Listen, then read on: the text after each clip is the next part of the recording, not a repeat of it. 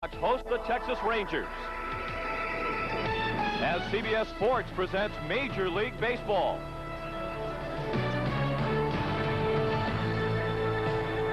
This is game 3 of a 4-game series. Last night, Texas evened the series at 1 win apiece and moved back into second place in the American League West, 2 games behind Oakland. The White Sox trail by 2.5. Good afternoon, everyone, and welcome to Chicago. I'm Sean McDonough, along with Tim McCarver. It's great to have you with us for a battle of the 2 most feared lineups in all of Major League Baseball. But, Tim, they approach the task of hitting from different points of view. They approach the task of hitting eccentrically. For instance, Walt Hriniak, the batting instructor of the Chicago White Sox, encourages his players to release the top hand, keep the head on the ball for better extension. The Texas Rangers, on the other hand, the high kickers. And boy, are they thumpers, second in the American League in home runs behind the Detroit Tigers. So it's almost like a square dance today. Do-si-do, get your partner, I got mine, right? Indeed it is. The Rangers reminiscent of the Kilgore Rangerettes. Right. And we'll start dancing from Chicago with the first pitch of the ball game right after this. Warm day in Chicago as the White Sox battle the Texas Rangers. And for Chicago, it's 44-year-old right-hander Charlie Hough on the mound. And when you talk about his stuff, that's easy. Knuckleballs. When he gets behind batters, 2-0, 3-1, that's when he comes in with the fastball. With all the off days, Gene Lamont has been using, for the most part, a 4-man starting rotation. So Charlie Hough has not worked since April 17th. Here's the lineup his former mates will send up against him this afternoon. John Cangelosi leads off in center field. Jeff Hewson, the second baseman. Rafael Palmeiro at first base. The cleanup hitter is right fielder Ruben Sierra. Kevin Reimer in left field. Dean Palmer at third base. Batting seventh, the designated hitter Gino Petralli. Dickie Thon is the shortstop. Batting ninth and doing the catching, Ivan Rodriguez.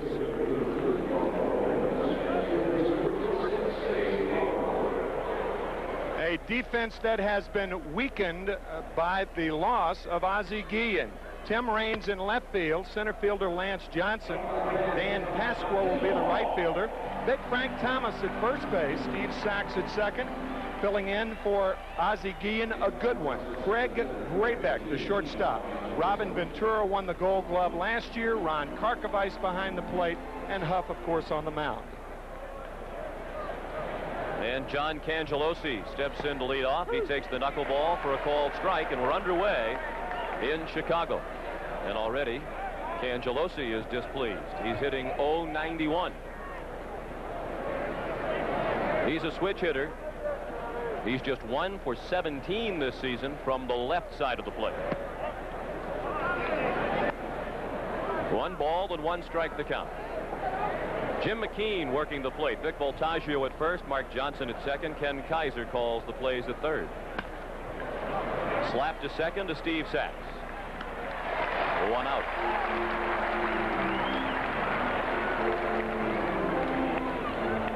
The best approach against a knuckleball pitcher is to try to force him into a situation where he doesn't throw one. So I think you can see the Texas Rangers taking early in the count today, try to get ahead of Charlie Hough to where he's forced to throw the fastball or the slider. Now Jeff Hewson playing second base today and hitting .281 with 2 runs batted in.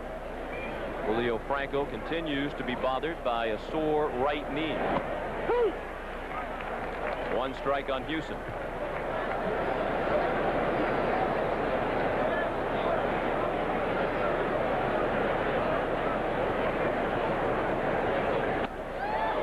And 2 strikes on Hewson.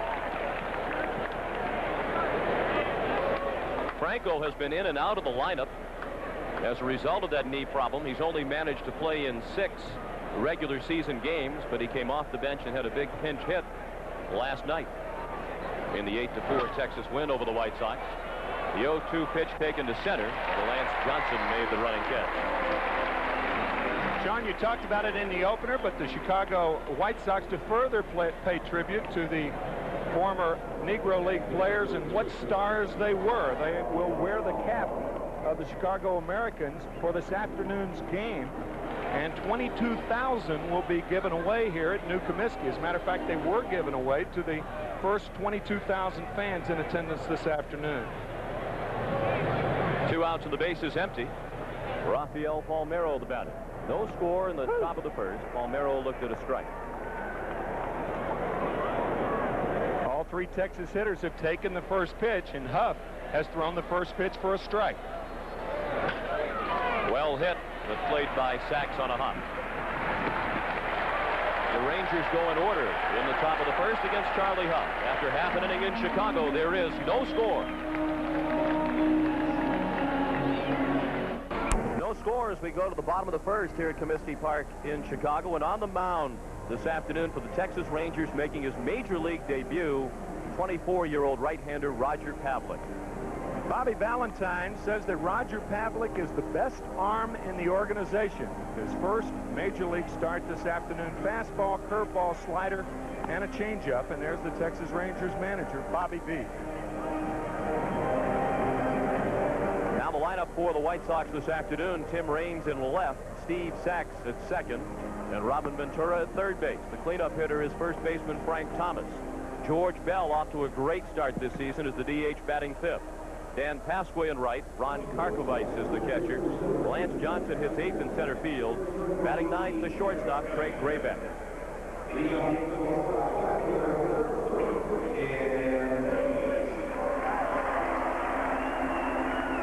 Tim Raines digs in. He's hitting .278 and has knocked in 6 runs. Tim's been bothered by sore legs, most notably a hamstring problem that he says has felt better the last couple of days now that the weather has warmed up. It's in the 70s here in Chicago this afternoon. It was in the mid-80s at game time last night. Raines tried to bunt his way on and fouled it off. Defensively for the Texas Rangers, Kevin Reimer is in left, John Cangelosi in center, Ruben Sierra in right field, Rafael Palmeiro, the first baseman, Jeff Houston at second, Dickie Thon at shortstop, Dean Palmer at third, and boy, I'm anxious to see Ivan Rodriguez behind the plate. Only 20 years old. He has thrown out 10 of 13 trying to steal against him this year, and he has just totally thwarted the running game against the Rangers. 1-1 the count on Raines. Breaking ball, a borderline strike at the belt. He is one of the few defensive bright spots on this Texas club. The Rangers are 12th in the American League in fielding in the 14-team league. They've committed 27 errors in 25 games. So therefore, he's more important on the Rangers than he would be on a lot of ball clubs because there are so many defensive holes and lapses on this defense. Pavlik off to a great start in his major league career as he strikes out the first batter he faces, Tim Raines. Oh, that is a nasty, biting slider. Could have been a curveball. It looked more like a curveball. That ball disappearing. And Raines a strikeout victim. But you can see that top hand releasing, and you'll see most of the White Sox hitters hit in that style. It's a style that Walt Reniak made popular or unpopular, depending on who you talk to, with the Boston Red Sox and Chicago White Sox. Fastball inside to Steve Sachs. He's in his first year with the White Sox, off to a .254 start.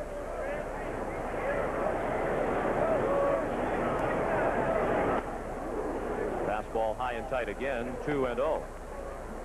There is Walter Reniak, the White Sox hitting coach, in his 4th season now with Chicago.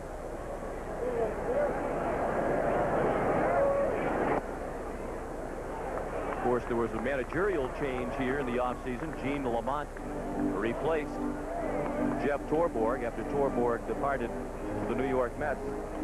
The consensus is that Gene Lamont had no say in the matter about who would be the hitting coach. That's not to say he did not want to retain Walt Reniak, but Walt Reniak was hired by the chairman of the White Sox, Jerry Reinsdorf. And he is very much a believer in the sometimes controversial principles taught by Walt Reniak. 3-1 the count now on Sachs. In on the hands and taken by Dean Palmer, the third baseman. 2 outs. We're in the bottom of the first. There is no score.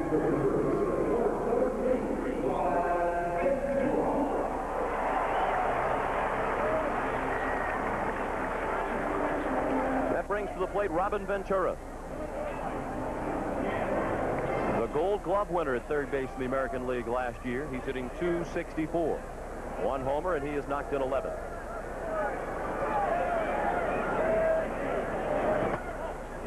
Fastball high, ball 1.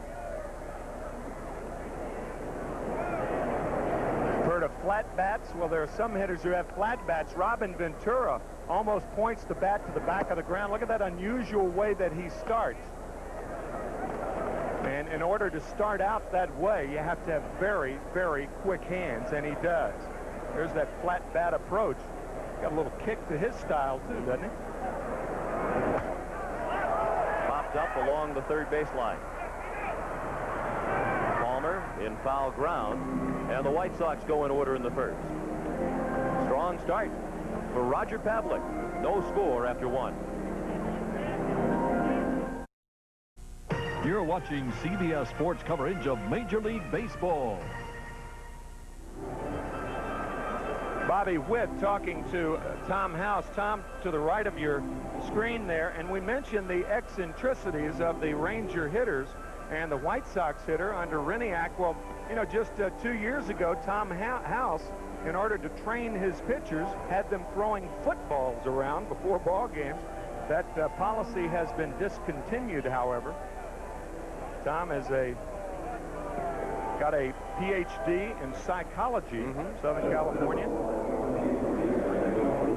And famous for catching the home run by Henry Aaron. 1974, right. Thrown by Al Downing. The one left-hander threw it, another left-hander caught him. Number 715 fielded by House in the bullpen. No score as we go to the second. Charlie Huff working to the middle third of the Texas order, and Ruben Sierra looked at a ball outside. Sierra, then Reimer and Palmer.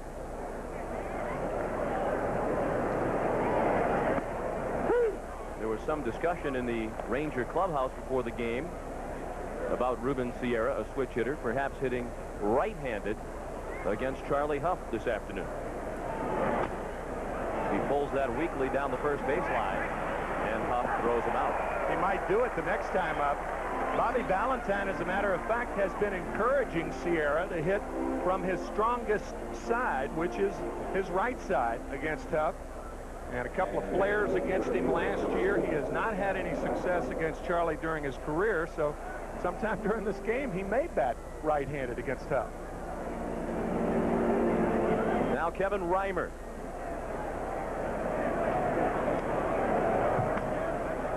He waited on the knuckleball, but still lifted it into shallow right field. And 2 quick outs in the Texas second.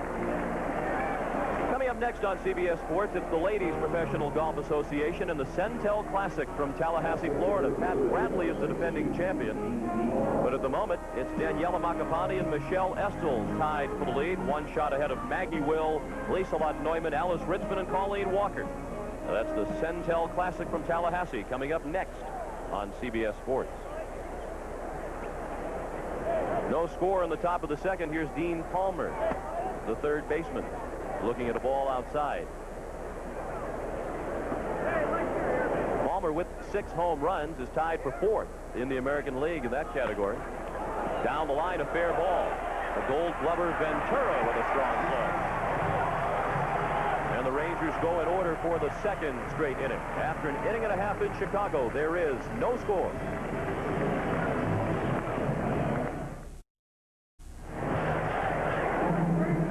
Frank Thomas to lead off as we go to the bottom of the second in a scoreless ball game. Those numbers demonstrate Thomas off to a slow start with a .219 average. He took a fastball at the knees for a strike from Roger Pavlik. That might be his dilemma right now, taking too many pitches. He walked 138 times to lead the American League last year, and a lot of people feel, including Walt Reniak, that he may not be aggressive enough now. 2 straight takes right there. On fastballs that had a lot of the plate.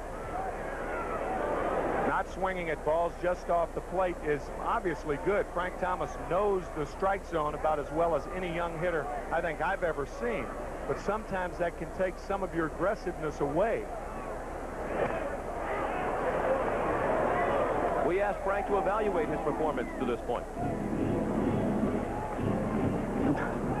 Well, after the first month of the season, to be honest, I stunk.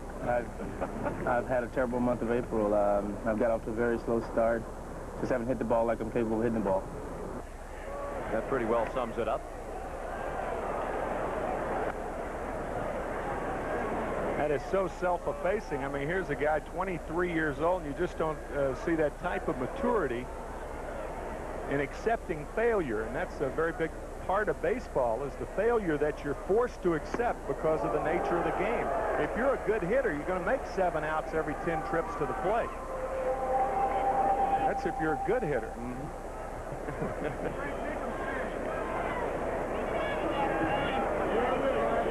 Thomas to be followed by Bell and Pasqua as the sun tries to break through the clouds again. Line to right. Sierra is there to make the catch, a couple of steps in front of the warning track.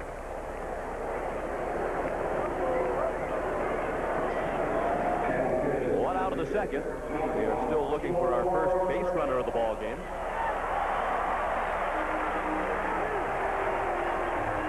Hitters on both sides talking the last couple of days about their appreciation for the increase in the temperature. It's been a lot warmer the last couple of days and a lot better for the hitters. George Bell at the plate. In his first season with the White Sox, he's off to a torrid start. At .351, he is 5th in the American League in hitting. He brings a 14-game hitting streak into this one, second longest in the league this year. Toronto's Joe Carter started the season by hitting in 16 straight. Terry Bevington is the third base coach for the Chicago White Sox. Doug Mansolino in the box at first.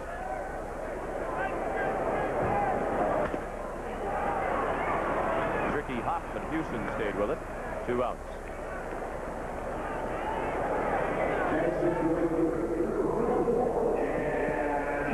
I think it's interesting to compare the two managers. Bobby Valentine taking over the Texas Rangers back in 1984, and for the most part has had some tough teams with which to deal. Gene Lamont, on the other hand, is given a contender in the first year. Here, Bobby Valentine, this is 8th year at the helm of the Rangers. Gene Lamont in his first with the White Sox. Both dealt different hands early. Dan Pasqua looked at a strike. As you look at Bobby Valentine, 8 years, and the best finish for the Rangers under Valentine was in his second season. When they finished second, they finished third in each of the last 2 years, and they need to contend this year. Bobby's been walking the tightrope. He has the support of Tom Grieve, the general manager, and of the ownership of the Rangers, but sooner or later, all good feelings end if you don't win something. As is the case with all managers. That's right. I think that's one reason that Tom Grieve and Bobby Valentine went out to get a lot of pitchers with major league experience and stocked their AAA team with them. The Rangers have already used 15 pitchers already, and we're just in the early part of May. Lance McCullers, Jeff Robinson, Todd Burns, pitchers with big league experience that can be on that shuttle from Oklahoma City to Texas. Oklahoma City, their AAA affiliate. With his start today, Pavlik is the 15th pitcher to work for the Rangers, Tim noted, and the 7th different starting pitcher. If he succeeds today, he could stay in the rotation for a while. They've tried Jeff Robinson and also Brian Bohannon. Robinson didn't fare very well, and Bohannon has gone to the disabled list. That happened on Tuesday. Brian Bohannon bothered by inflammation in his left bicep. He went on the DL Tuesday, and Pavlik came up from Oklahoma City.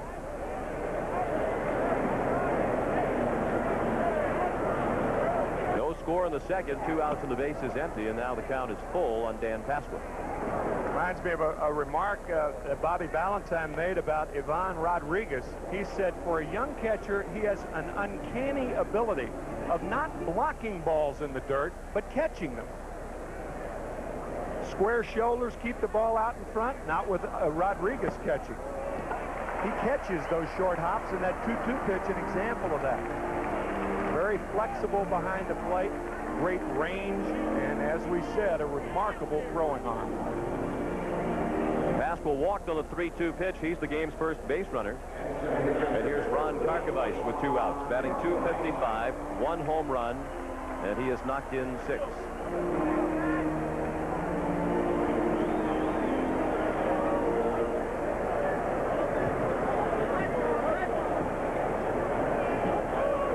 Texas pitchers have had a real problem in recent years with the walk. They've made a marked improvement in that area this season. Despite the 10 walks last night issued to the White Sox, Texas has walked 84 opposing batters through the 25 games this season. Last year, after 25 games, they had walked 112. The walks are down by 28 to this point. That was such a priority at the beginning of spring training that Bobby Valentine, anytime a pitcher walked 2 hitters in an inning, came out to the mound and took that pitcher out. More to make a point than anything else, because the Rangers led the American League in walks for the 6th consecutive year last year.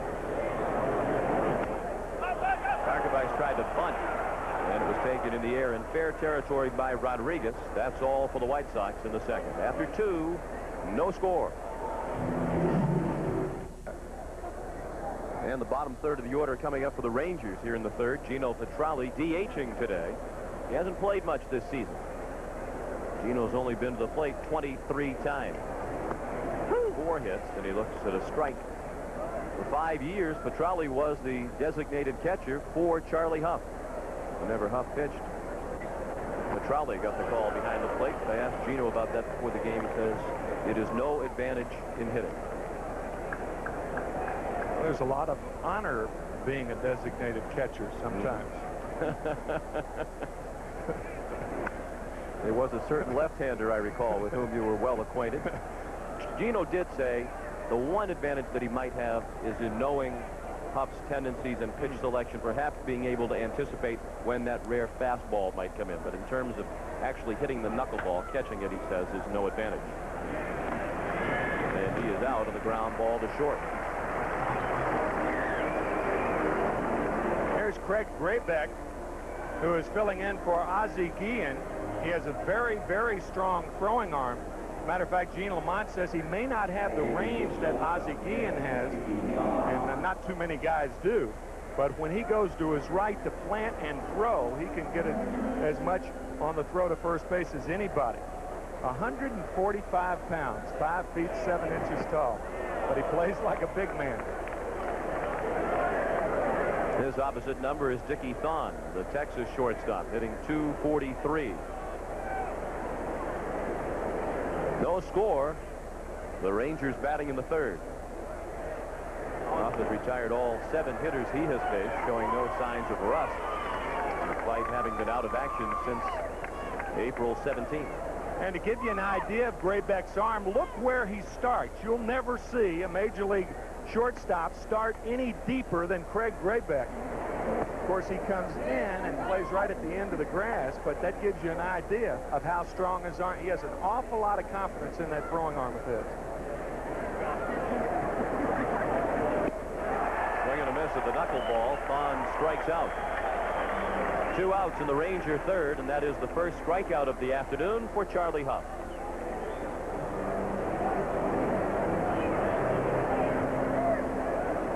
Now the number 9 hitter, catcher Ivan Rodriguez. Not only a standout defensively, but he's off to a solid start at the plate with his .324 average. That has him just out of the top 10 in the American League.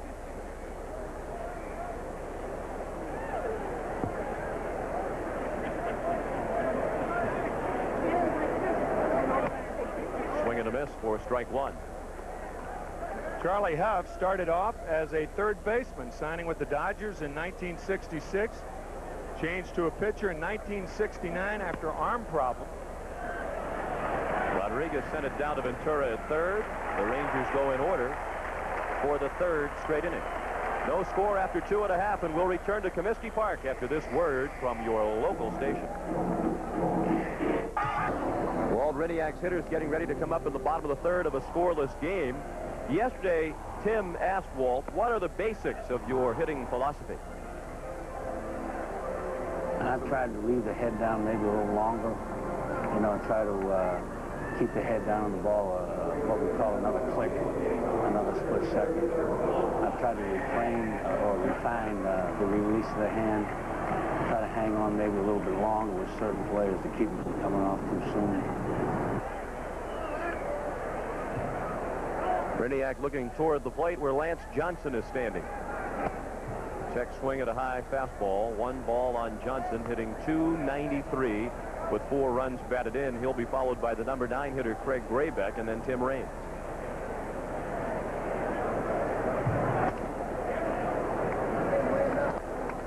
There are a lot of hitters who hit for power with one hand. The big difference in Reniak's style is he has his hitters intentionally release the hand. A lot of hitters that do it unintentionally. Woo! And he mentioned just a couple of the key things, the things that he thinks are most important in being a successful hitter. They absolutely stress to every hitter to keep your head down and your eye on the ball. But he did not talk about some of the other things in that little snippet that he learned from Charlie Lau. Weight shift, also important in the Walter Riniak thought process. One of the misconceptions might be that he teaches a downward swing at the ball. Lance Johnson not obliging a further swing as he walks. And the downward swing on the ball, obviously, I mean, from a common sense standpoint, would minimize power. It would maximize contact, but minimize power. And I think therein lies the criticism of the Riniak style. What he's saying individually, keep your head down. I mean, any golfer can relate to that. The extension, you want full extension, you want body shift, you want all of those things. But I think it's the definitive part of Walt's teaching that people disagree with. Johnson at first, and very much a threat to run. He drew the second walk issued by Roger Pavlik. Was in with the first pitch strike, a fastball to Craig Graybeck. Graybeck hitting .250. He had the biggest night of his career in the first game of the series on Thursday night when he drove in 6 runs and belted his first home run of the season. That's the thing about Graybeck, 145 pounds, and he has bumped. I mean, this guy is strong. He just missed a home run the other night, also in that same game. Game won by the White Sox 12-1. Nolan Ryan's debut this year. Not debut, his second outing. There again, the unusual style of hitting. This is more a personal style the way he starts out, but that flat bat, we were talking about Ventura, well, Graybeck has the same thing. It's almost pointed to the ground behind him. Graybeck called out on strikes by Jim McKean. 1 out in the third. That's the second strikeout of his major league debut for Roger Pavlik.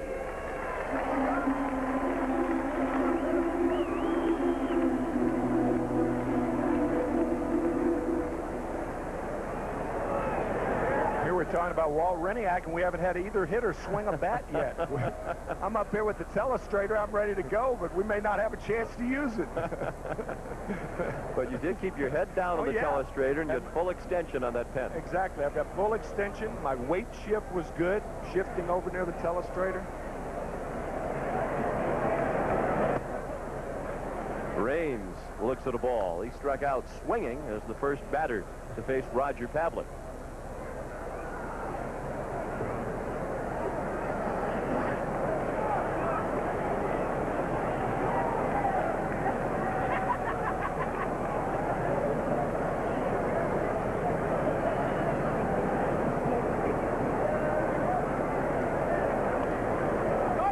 Johnson is running.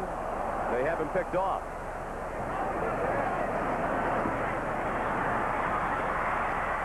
And the tag applied by Jeff Hewson.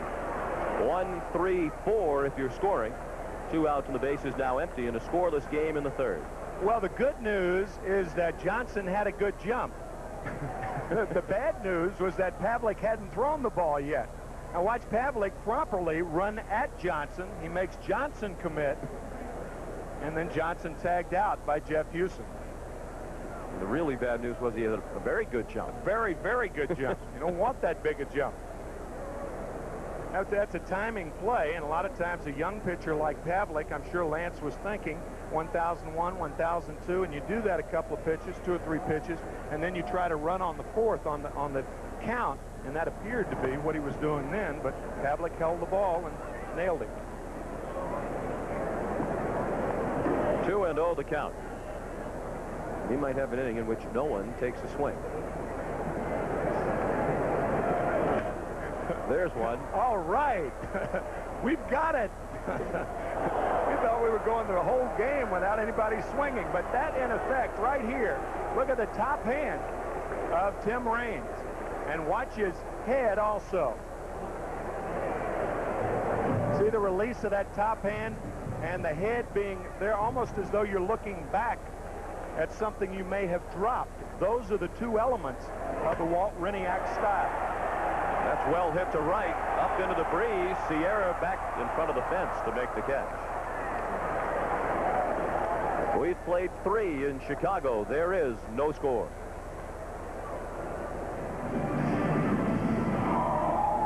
Eggs through 3 innings on the line score. Among those in attendance this afternoon here at Comiskey Park, the commissioner of Major League Baseball, Fay Vincent.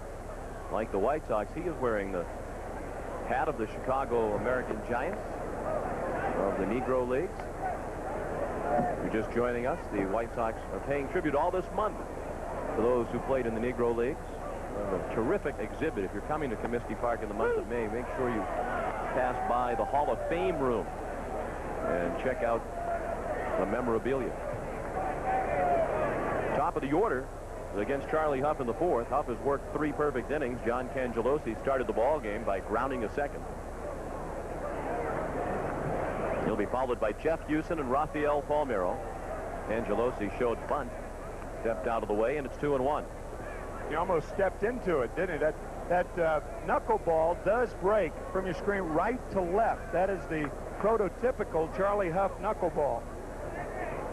So from right to left, and Cangelosi going out to bunt almost ducked into one. First fastball of the game thrown by Huff. We mentioned Charlie hasn't worked since April 17th, but that was not the source of any anger on the part of Charlie. He said, if I was running the club, I'd have Jack McDowell out there every couple of hours.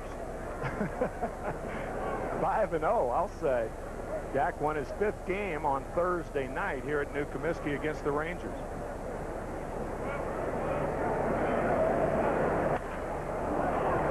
Line to center. Lance Johnson there.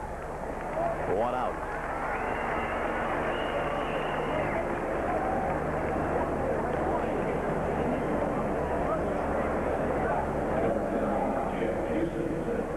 McDowell, the only American League pitcher with 5 wins. Bill Kruger of Minnesota has a chance to join him at the 5-win mark today. He's pitching against the Yankees in New York. Jeff Hewson, the batter, he was out on a fly ball to center his first time up against Charlie Huff.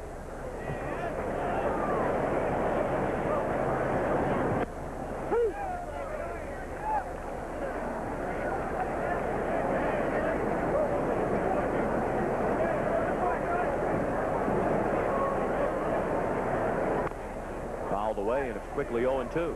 Sean, you mentioned before the game 779 appearances by Charlie Huff. He's second to Nolan Ryan in appearances for active players. Hoyt Wilhelm leads the major leagues in appearances by a pitcher. Kent Tekulve second. Unusual thing about Huff, he was for the most part a long reliever and a part-time starter for the Dodgers over 300 games. And then over 300 games as the mainstay of the Texas Rangers pitching staff during the 80s. Only one of 5 pitchers who have pitched 300 games or more for 2 teams. Look at that cutter right there. Woo! We mentioned right to left, but this looked like a U-turn right here. That's one of those boomerang knuckleballs that almost came back to him. That thing got away. Woo. And they say the key for Charlie early is his control, and he's been right on from moment 1. Working ahead in virtually every count. That's well hit by Houston. Back to the wall and gone. Well up into the bleachers and right. First home run of the season for Jeff Houston, and the Rangers have a 1-0 lead.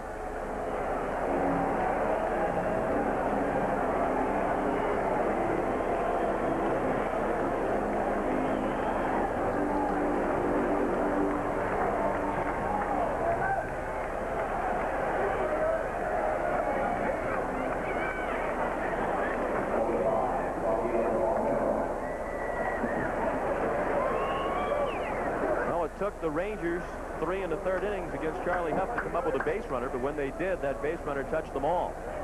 Only the third home run of his major league career for Jeff Houston. He had 2 last year and his first this year. And watch that volatile area in which the ball lays, that down and in area that's deadly against left-handed pitching. So it's 1-0 Texas on the home run by Houston. 839 major league at-bats with just 3 home runs. It is indeed a rarity. Rafael Palmeiro, the batter, with a count of 2-1. He bounced to second his first time up.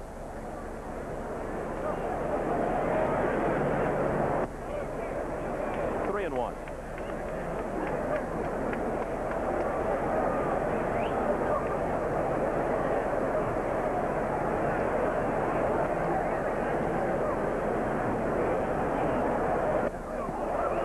Count is full.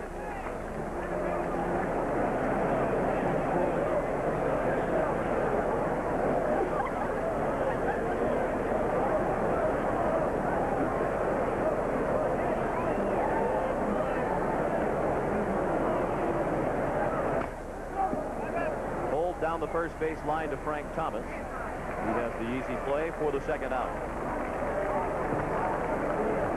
Take a look at Jeff Houston's home run one more time. It looked like a pretty good knuckleball, but this gives you an idea of what Houston was looking at on this pitch. Looked at it, but not for long.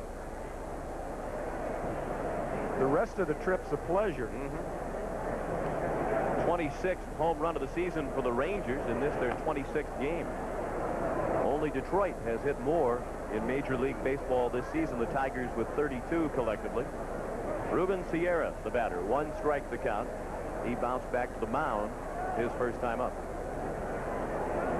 And he is still batting left-handed against Huff.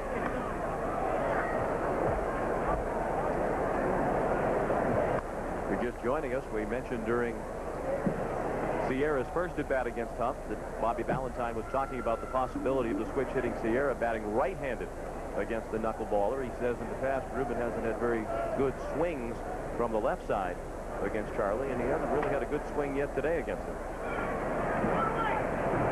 He's out on the ground ball to second. That's all for the Rangers, but they claim the lead on the first home run of the season by Jeff Houston. And after 3.5 in Chicago, it's 1-0 Rangers.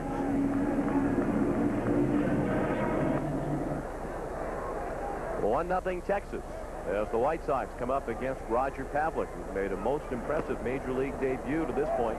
Steve Sachs looked at a ball low. He was out on a pop-up to the third baseman Palmer his first time up. Sachs, Ventura, and Thomas, batters 2, 3, and 4 in the Chicago order. The White Sox still looking for their first hit. Pavlik has walked 2 and struck out 2. 1-1 now on Sachs. Roger Pavlik, I mean, here's a guy 0-5 last year in AAA ball. His longest outing was 5 1/3 innings. It's like a seasoned vet out there today. Up the middle, Houston. What an inning Jeff Houston is having for himself.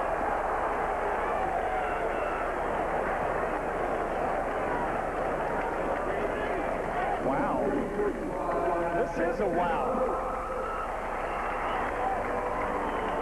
Sachs scorches one to the right of Houston. Houston playing him in the hole.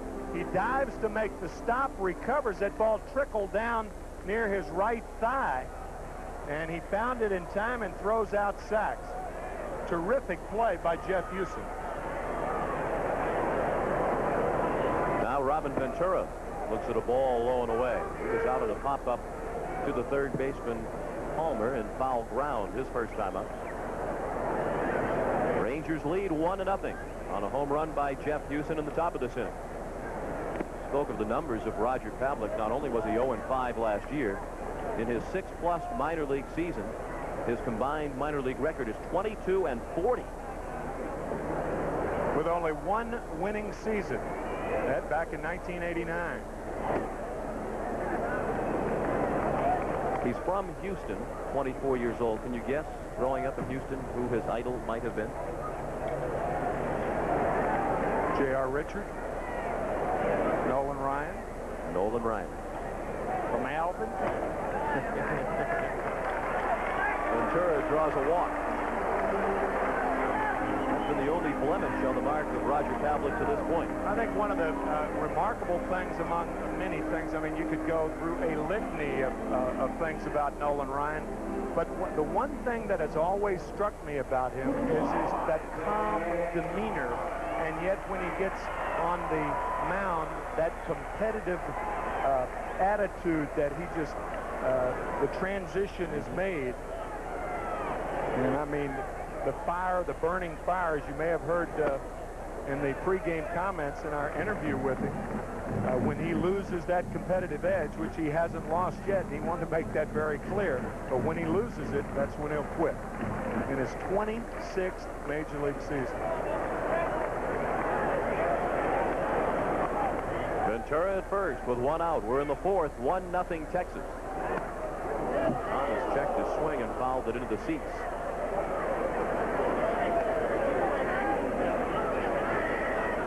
Goes the numbers from 1991 for Frank Thomas as he finished third in the American League Most Valuable Player balloting.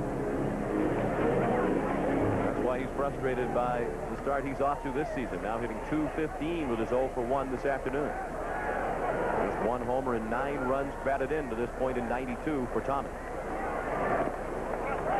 Good block by Rodriguez. 2 balls and a strike. That's that agility that Bobby Valentine was talking about. He is like a cat back there. Great instincts. Texas pitching staff complimenting Rodriguez about his pitch selection. And remember, he's only 20 years old.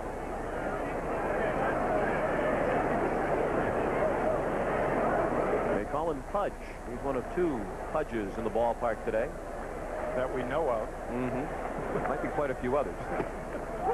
Ordinarily, we get shots of them without a shirt on about the 6th or 7th inning, having a cold one. The other, of course, that we know of is Carlton Fisk, who's still trying to come back from a foot injury. He had very similar comments to those that Nolan Ryan made to you yesterday when he talked about the end of his career. He says, as long as I feel like I can contribute, I still have the desire to play, and that I'm not embarrassing myself, I want to continue playing. Carlton Fisk hasn't played yet in 91, but he's fine. He wants to play again in 93. Hasn't played in 92, I should say. The wild pitch gets Ventura down to second.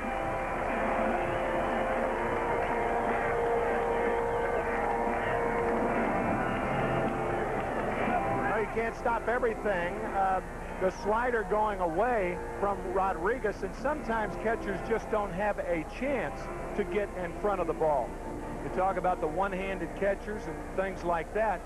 I always thought it was a little bit overrated when people are talking about, you know, shift your body weight and try to get in front of the ball. I mean, when a ball's coming in there 90 miles an hour, it's very difficult to get in front of it. It was a wild pitch charged to Pavlik, and a count of 3-2 now on Thomas with a tying run in scoring position and 1 out in the fourth. It's 1-0 Texas. The Rangers lead on a home run here in the fourth by Jeff Huson. And that's ball 4. Thomas walks for the 19th time this season.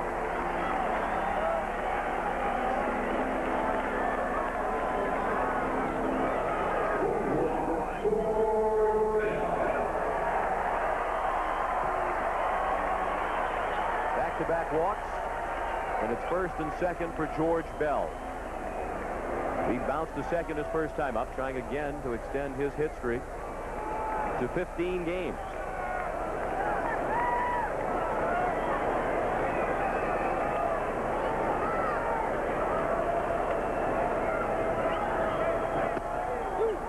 in with a strike. We're at Comiskey Park in Chicago for Game 3 of a 4-game series between the White Sox and the Texas Rangers. The series even at 1 win apiece, and the Rangers lead this one 1-0 on a home run by Jeff Houston. Sean McDonough with Tim McCarver. Happy to have you with us on a very pleasant afternoon in Chicago. The one strike to Bell is fouled away, and he's quickly in the hole 0-2. This is precisely why they acquired George Bell at the end of spring training from the Crosstown Cubs. For Sammy Sosa and Ken Patterson, they needed somebody to bat behind Robin Ventura and Frank Thomas. Drive them in when they get on base, as they do so often. For those of you just joining us, that's what has happened to this point. Houston's home run, the only offense in the game. It's been a pitcher's duel between Huff and Pavlik.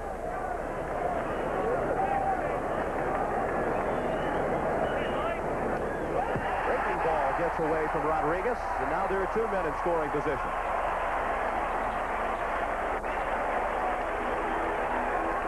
Two men in scoring position, and no hits for the White Sox through 3 1/3.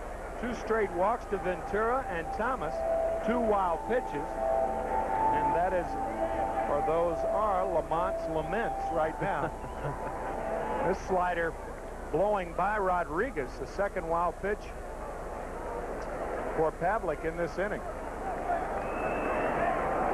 Unfortunately for Ranger fans, this is nothing new. Control troubles, as you mentioned earlier, having led the league in walks 6 straight years. A familiar theme for the Ranger pitching staff. A pop-up along the line. Dickie Fawn making the call that he's called off by Reimer. Ventura tagged. Now he's stopped. How about the play again by Jeff Houston, coming from his second base position to cover the third base bag. Jeff Houston did it all in the 4th inning. Ventura runs the White Sox out of the inning. After 4, still 1-0 Rangers. Rangers maligned for their defense, pull off a beautiful double play to end the 4th inning. Pop fly, foul territory. Kevin Reimer hustling over. Now he wants to be the guy to field the ball because he's going that way. Now watch Jeff Houston, as Sean explained, cover third, coming all the way over from the second base position. And I'll tell you, you won't see a better turn double play in that than that to end the 4th inning. Boy, that was heads-up play on 2 parts. Reimer and Houston and Rodriguez. 3 parts, actually. Very much worthy of that second look. While you were watching it, Kevin Reimer out on a fly ball to right. He's now 0 for 2 with a couple of fly balls to right in this one. 1 out. The Rangers batting in the 5th with a 1-0 lead. And the batter is Dean Palmer, the third baseman. Swing and a miss at the knuckleball. Palmer bounced to third, his first time up. The Rangers near the bottom of the league, as we mentioned earlier, 12th in fielding, but they've only committed 1 error in the last 5 games. Improve in that area lately. Been pretty much a season-long struggle in the field, however, for Dean Palmer. He has already committed 7 errors this season. Steve Buechele only committed 3 errors last season at third base for the Rangers in 111 games. Palmer out on the fly ball to left. 2 quick outs for Charlie Huff here in the 5th. And a very classy comment by Steve Buechele this spring. He said that Dean Palmer will make the people in Texas forget me. I was trying to alleviate some of the pressure that Palmer has been experiencing. And, you know, the Rangers breaking camp, some people think that they had the best offense in baseball. A lot of pressure on the expectations of this team this year. And that might be one of the reasons they're 11-4 on the road and only 3-7 at home. Off to the best start in the history of the franchise on the road with that 11-4 mark through 15 games. Gino Petralli at the plate with a count of 1-1. He faces his old battery mate Charlie Huff. In on the hands and looped over the second base bag, and a diving play by Craig Grebeck. A la Ozzie Guillen. 1, 2, 3 go the Rangers thanks to the defense of Grebeck. Halfway through the ball game, 1-0 Texas. Roger Pavlik is not allowed a hit through 4 innings of his major league debut. He's working with a 1-0 lead as he faces Dan Pasqua to begin the Chicago 5th. Pasqua, then Karkovice and Johnson, hitters 6, 7, and 8 in the Chicago batting order. Pasqua walked his first time up. That has been the only problem for Pavlik through 4 innings. He has walked 3, make it 4, and he's thrown 2 wild pitches.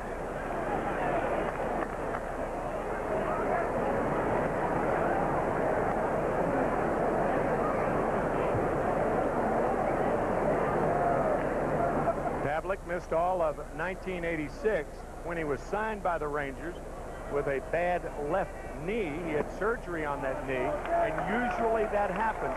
If a pitcher has surgery on the lower part of his body, well, it usually follows that he will have arm problems, and Pavlik no exception. He has had all sorts of arm problems since 1987, but today he is throwing in healthy, albeit wild fashion. He's already walked 5, but no hits for the White Sox. Tom House, the pitching coach, out to the mound. House feels that Pavlik's arm problems were caused by his mechanics and his delivery. He had a strange habit of opening up with that lead shoulder, his left shoulder, and pointing his front foot directly toward home plate. They tried to break him of that habit. Yeah, a habit like that not only causes errant pitches, but can also, again, cause arm problems. And Pavlik with myriad arm problems through his career.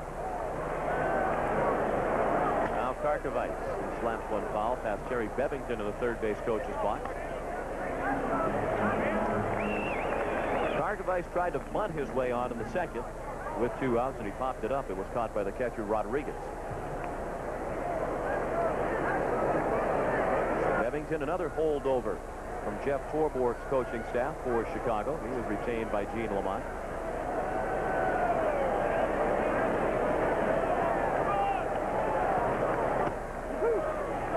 To the count.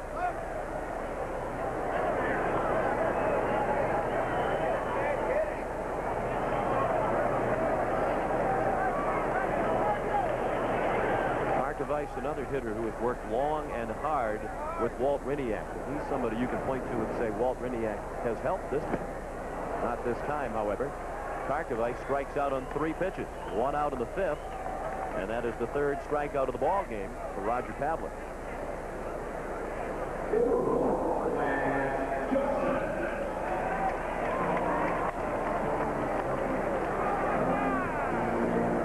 Lance Johnson walked his first time up and was picked off by Pavlik.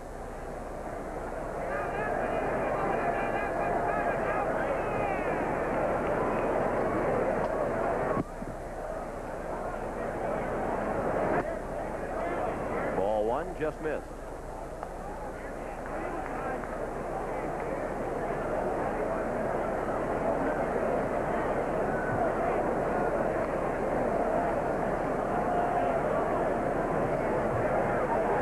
The speedy Johnson at the plate. Palmer is in on the edge of the grass at third. He was closer with the first pitch. That slap past Palmer and into left, but caught by Reimer for the second out. We're in the 5th. The Rangers lead 1-0 on a home run in the 4th by Jeff Houston, and Pasqua the runner at first.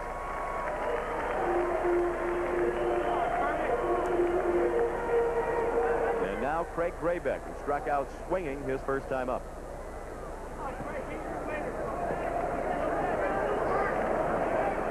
Graybeck bats. The man he is replacing looks on from the stands.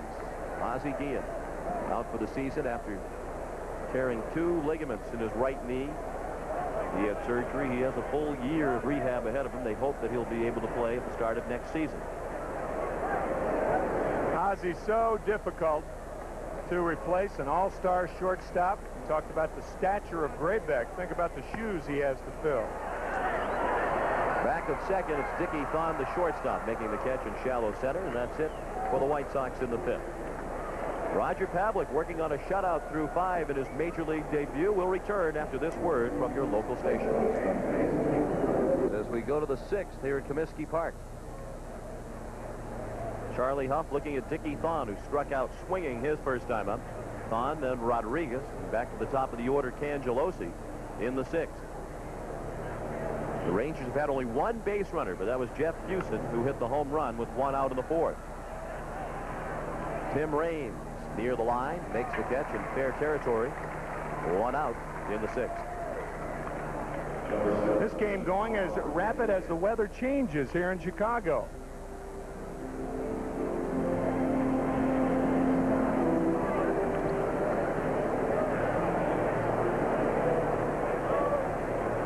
And in this case, the weather has changed for the better over the last couple of days.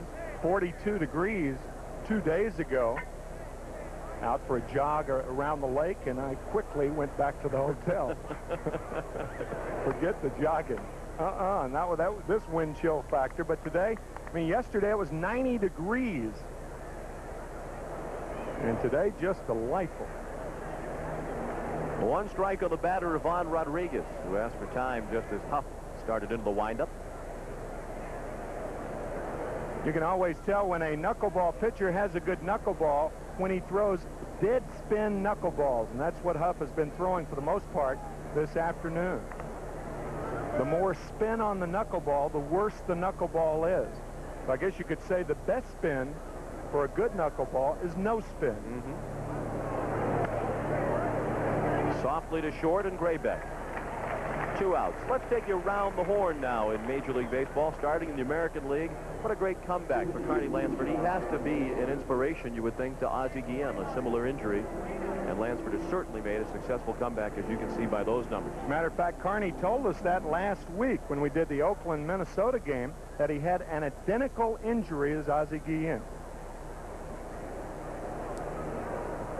And the Boston Red Sox still looking for the long ball for Butch Hobson. 1 ball on the batter, John Cangelosi.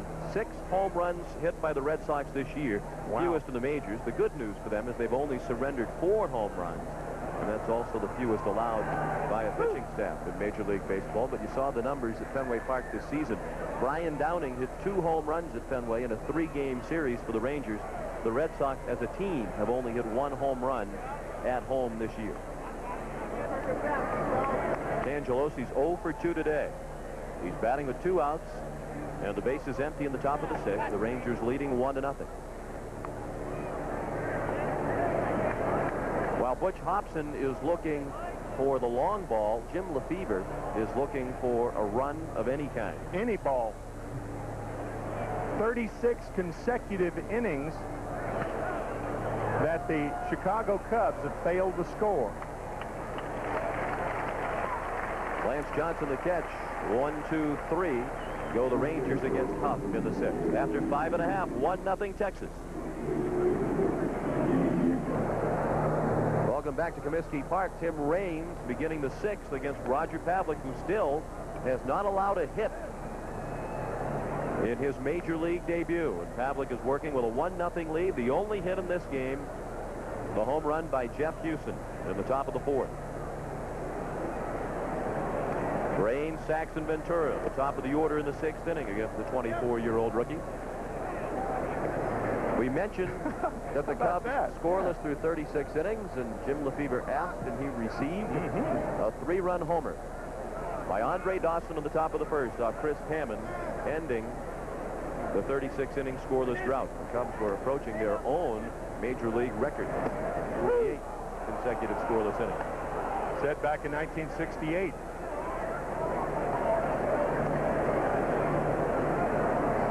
Raines is struck out and flied to right. The count is 1 ball and 2 strikes. Some trade rumors in the Chicago papers this week involving Tim Raines. Some thought that they might be interested in Luis Rivera, the shortstop from the Red Sox, and Mike Greenwell in trade for Raines.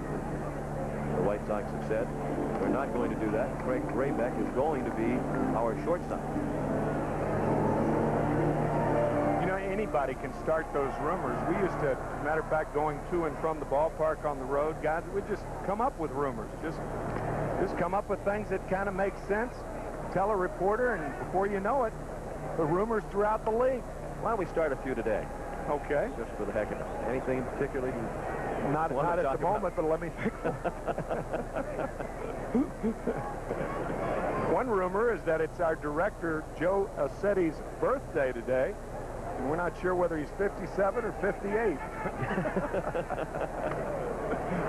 Raines sends it out of play. That is a fact. It is a rumor, but it is also a fact. We want to wish Joe a very happy birthday. Not only one of the most talented people in our business, but also one of the nicest. And we hope he's having a great day. And so far he is. He said he doesn't know if he's 57 or 58, though. Looking at Joe, I'd go with 57. I'd say 57, yep. No question. But not a day younger. Low and inside, ball 4. Raines draws a leadoff walk. That's been the only black mark for Roger Pavlik to this point, the walks. 6 of them. But he still is not allowed a hit. He has walked at least one hitter now in each of the last 5 innings. The only perfect inning for Roger was the first. Interesting matchup right here with the right-handed Pavlik on the mound, a slow delivery home, a cannon behind the plate, and Ivan Rodriguez and Tim Raines at first base. 692 stolen bases, second to Ricky Henderson's 1,000 for active players. And Raines with 7 stolen bases this year, that has him 4th in the league. You mentioned earlier the outstanding numbers for Rodriguez throwing out would-be base stealers. He's 10 out of 13 and gunning them down. And Raines has been bothered lately by sore legs. No sign of a bunt from Sachs, although Palmer was in on the grass at third. Sachs is 0 for 2 today. He's popped to third and bounced to second.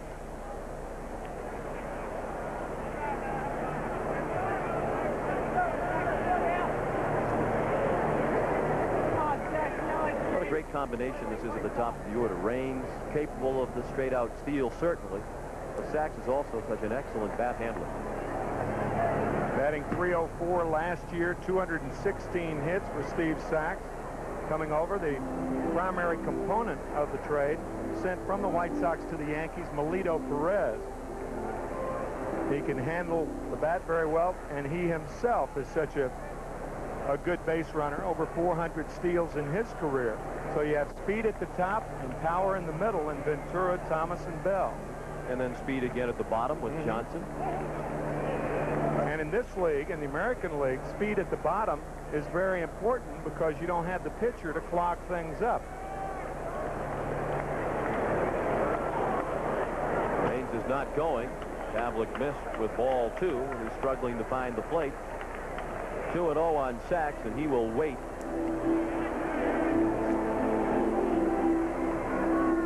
As pitching coach Tom House goes to the mound again for Texas. We mentioned in previewing this game, these two might be the most feared lineups in all of Major League Baseball. Who has a better top 5 for the White Sox when you go with Raines, Sachs, Ventura, Thomas, and Bell? You can't top that. Or can you? Well, I think Texas might be able to as far as power, not as far as speed. But Palmeiro, Sierra, Reimer, I mean, they don't even have Juan Gonzalez in the lineup today. Gonzalez bothered by a sore wrist, not believed to be serious. His status is day-to-day. Sachs with a pop-up. He threw the bat away in disgust. And Thon made the catch in shallow left for the first out of the inning. We're in the 6th, and it's 1-0 Texas. There are 2 schools of thought. One school of thought says that if a pitcher is wild, let him continue to be wild, especially if he's a young pitcher. The other school of thought says that if the pitcher's wild, then he's going to throw a ball even more, a more concentrated fastball, a fastball with not a lot on it. And I'm sure that was Sachs's thinking then. That was ball 3. But Steve thought, well, especially House is out there trying to just relax and throw easy and throw a strike. And Steve a little anxious there and got up under it. Raines at first with 1 out for Robin Ventura. Fastball high and away, ball 1.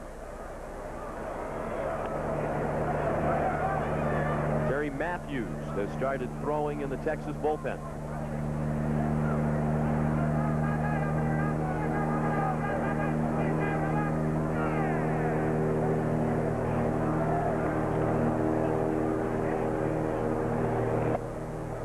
try again, 2-0. Taken out of a no-hitter, perhaps? I mean, the one guy that comes to mind that happened to in the early 70s, Clay Kirby, taken out of a no-hitter when he was pitching for the San Diego Padres. Preston Gomez was the manager at the time and took him out, and Clay had a no-hitter. It was to be the first no-hitter in Padre history. There's the first hit. Ventura lines a single to right. Rains to second.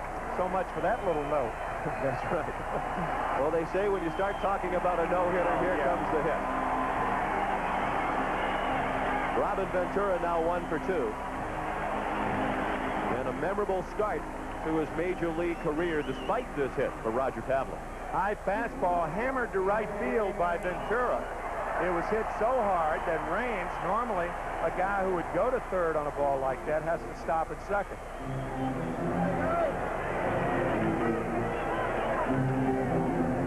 So now the tying run is in scoring position. And the go-ahead run at first with 1 out. Here's Frank Thomas.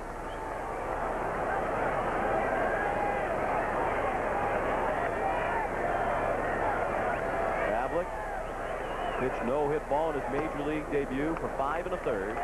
He misses with ball 1 to Thomas, who was lined to right and walked.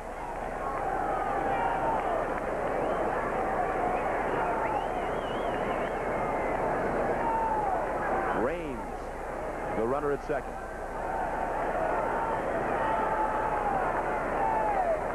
The outfield is very deep. Just about any type of base hit should score Raines. Fastball for a strike, and it's 1-1 on Thomas. Think about Frank Thomas's at-bats today. He took the first 2 pitches for strikes the first time up. The first strike his second time up was a check swing, and now on the 1-0 pitch, when you're looking for a fastball, he takes again. I think Frank Thomas just not being aggressive enough with the bat. Throw to second, Raines back safely.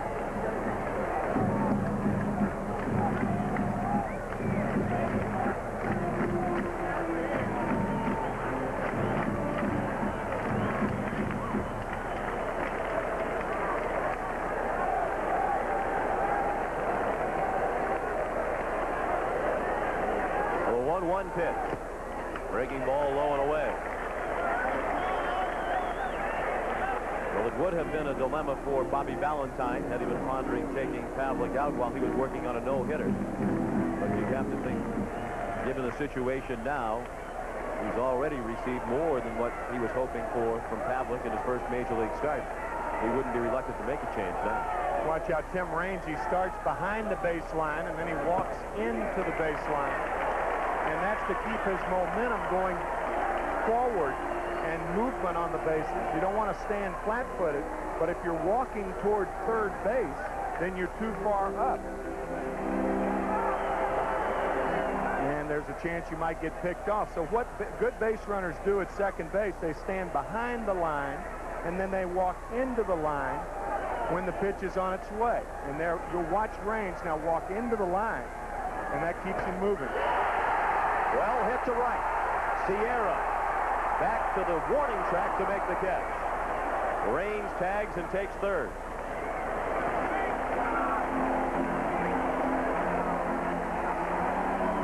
First and third with 2 outs now for Chicago in the 6th. The White Sox trail 1-0.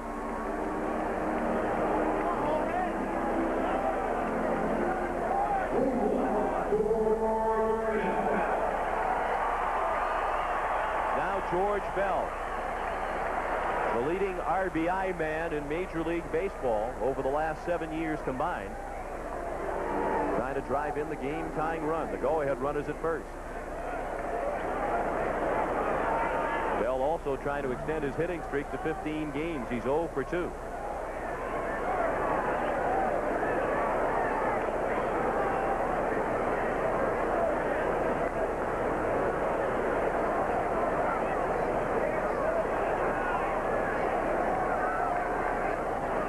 Reason why George Bell is threatening to join the league leaders in runs batted in. He has 15 this season, just out of the top 10. Someone got a big chunk of the catcher, Ivan Rodriguez.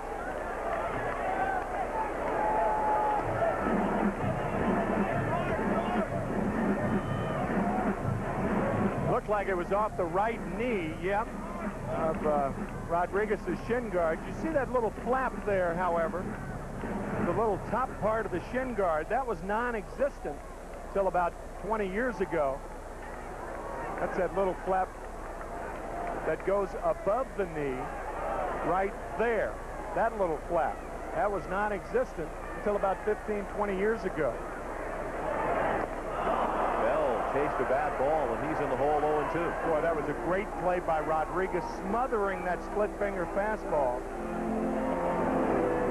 And obviously very important with Raines on at third. Had this ball eluded Rodriguez, we got a tie ball game. Fine play, but getting back to Valentine's comments, he often catches those balls. He doesn't block them.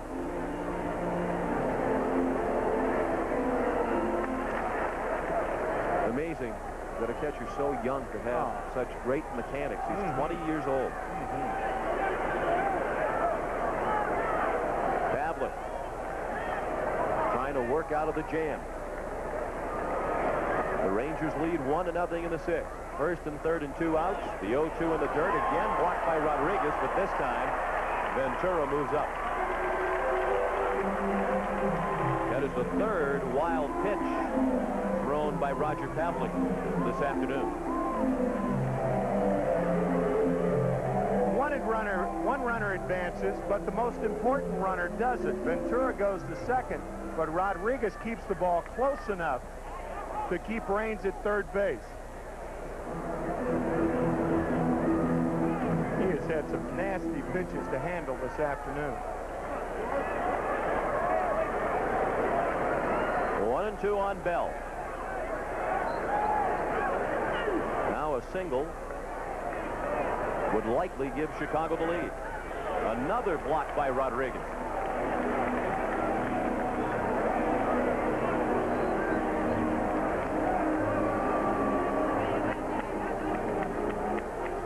Might this be a case of a rookie pitcher trying to be a little bit too fine in a tight spot? Certainly you don't want to prove one to George Bell in this situation, but on the other hand, he's come nowhere near the strike zone with the last three. He was fortunate that Bell swung at one of them.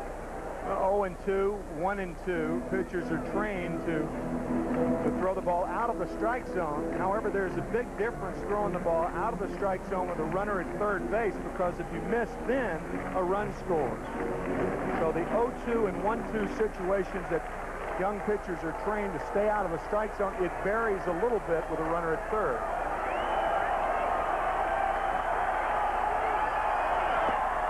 Struck him out.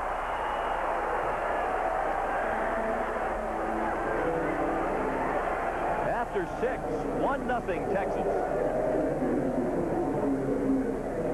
During the break between innings, Pavlik accepting the congratulations of pitching coach Tom House and some of his teammates for his performance in pitching out of the jam in the bottom of the sixth. Yesterday when we spoke with Tom House, we asked him what he expected from Pavlik today, and he said, I think it's one of those either-or starts. Either he's going to be terrific, and I think he might be because he's unflappable, even though he's making his major league debut, or he's really going to have a tough time of it. Well, he has been terrific through 6 innings today. Also, Bobby Valentine's remark about the best arm in their organization, I think he showed that. You think Bobby might be hyping that, but he wasn't hyping it a bit. That young man has got a good future if he throws strikes. While Pavlik has been a star on the mound, the star for the Rangers at the plate and in the field has been Jeff Houston.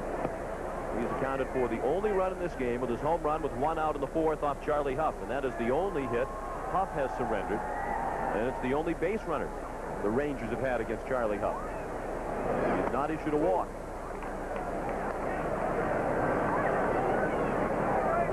This is just the 2nd appearance ever for the Texas Rangers on CBS. Their other appearance was in 1990, also here in Chicago at the old Comiskey Park. Texas won that game 7-5, and the winning pitcher that day for the Rangers was Charlie Huff.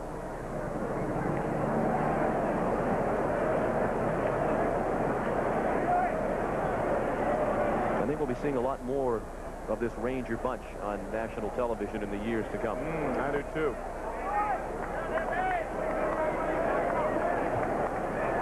Rangers looking forward to their new stadium being completed. They hope to move into the new ballpark, which is close to the present location of Arlington Stadium, in 1994.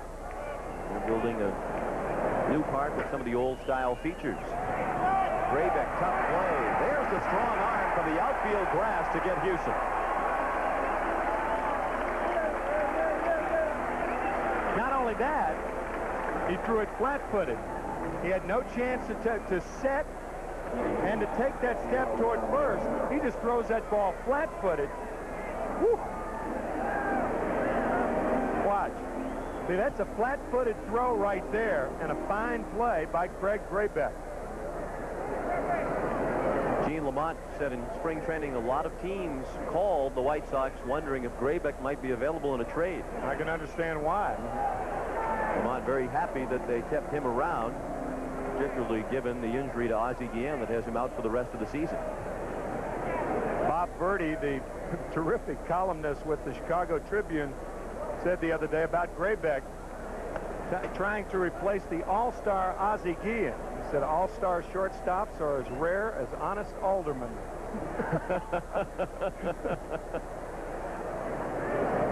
Ooh, off the leg of Palmeiro. Someone kept biting inside. That's just the second base runner against Charlie Huff in this ballgame.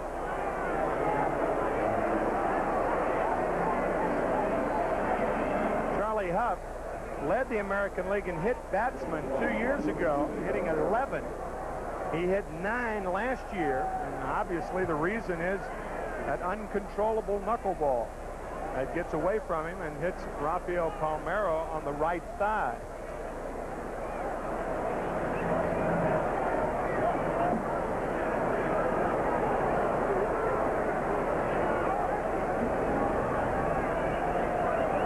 Of course, earlier this week, many of you have probably heard the story by now. Rafael Palmeiro involved in the most touching moment of the 1992 baseball season when he was reunited with his older brother Jose. They had not seen each other in 21 years. Rafael and 2 of his brothers, along with his parents, left Cuba when Rafael Palmeiro was 6 years old, but his brother was 19 at the time and remained in Cuba with the military obligation upcoming.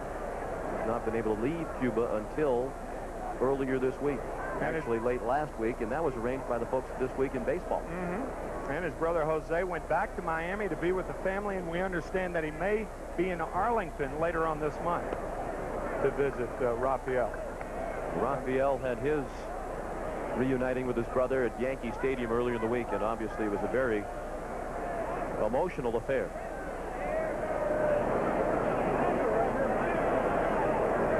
You look at scores of other games. That game at Fenway, a wild one. The Royals were down 3-0, then scored 6 times in the top of the 4th off Matt Young, knocking him out of the ball game. But then the Red Sox came back with 4 in the bottom of that inning. Go up again 7-6. That's after 4. Ruben Sierra, the batter, 2-0 the count. He's 0 for 2 today. Hitting in the 7th with the Rangers leading 1-0. 2-1 the count now. 1 out and a runner at first, Palmeiro.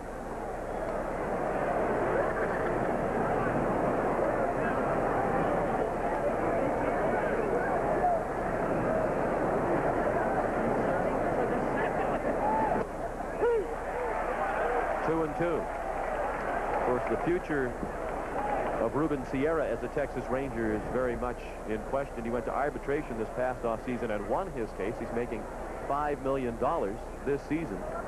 And he has been unable to this point to get together with Ranger management on a contract for the future. I believe he turned down over $22 million for 4 years. He is some talent, this guy. Whew. What a horse. And he's already spending his money well. Last year I did a game at Arlington Stadium. Was approaching the TV truck parked outside the stadium, was walking by this white Testarossa automobile when all of a sudden the car said, "You are too close to the car. Please move away." I didn't know who was talking to me for a minute. It was the car. Later found out it was Ruben Sierra's car. He has a base hit into right field. And Rafael Palmeiro takes third. So here come the Rangers with a threat. First and third with 1 out in the 7th as they look to build on a 1-0 lead. That's just the second hit of the game for Texas. I think when you hit like Ruben Sierra, the least you could do is have a car that talks. He has a bat that talks, that's for sure. You got that right. Now Kevin Reimer. His bat has been talking lately, but he hasn't been using his own bat. He's back to his own model today, the black bat.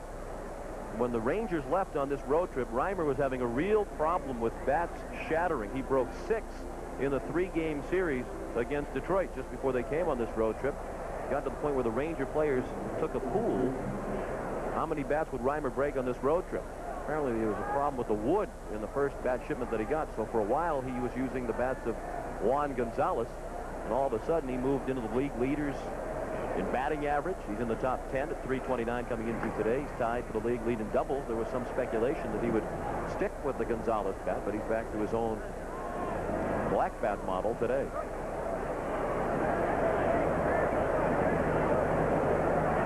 With a chance to do damage with it with first and third and 1 out.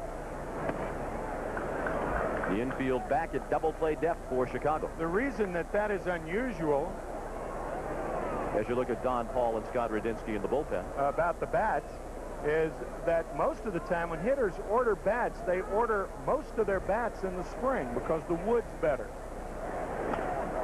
Down to first. Thomas stepped on the bag. They need the tag, and they do. It's a double play.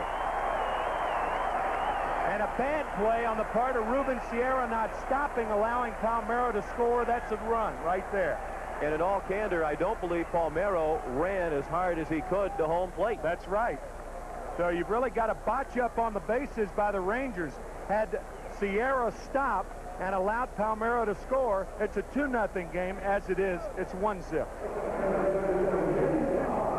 With runners at first and third and 1 out, the runner at first base, Ruben Sierra, has to make sure that he knows what Frank Thomas does. If Sierra thinks that he throws to the shortstop, Graybeck covering first, then it's a force play. That ends the inning, and Palmeiro can't score. If, however, Thomas steps on the bag, which he did, forcing it into a tag play at second base, then Sierra's got to stop, getting a run down, and thereby giving the Rangers a gift run. As it was, they blew an opportunity to get an easy run because Sierra slid into second. And as you said, Palmeiro didn't run hard coming to first. Michael Huff is pinch hitting for Dan Pasqua as we go to the bottom of the 7th. That could be a very big play in this game. It's just a 1-0 Texas lead, and Floyd Bannister has relieved Roger Pavlik. Impressive major league debut for Pavlik. He allowed just 1 hit and no runs over 6 innings. And here's the 36-year-old Bannister, who was invited to spring training as a non-roster free agent by Texas and made the club. Pavlik walked 6 in his 6 innings. He struck out 4. He threw 3 wild pitches. And he would be the winner in his major league debut if the bullpen can protect it. 2-2 now on Huff.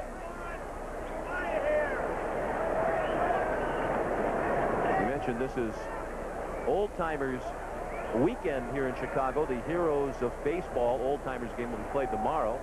They honored greats from the Negro Leagues before the game today. We also have a little bit of an old-timers feel in this game with these two teams. You have Huff starting. We've talked about Nolan Ryan. We've talked about Carlton Fisk. And here's Bannister at age 36.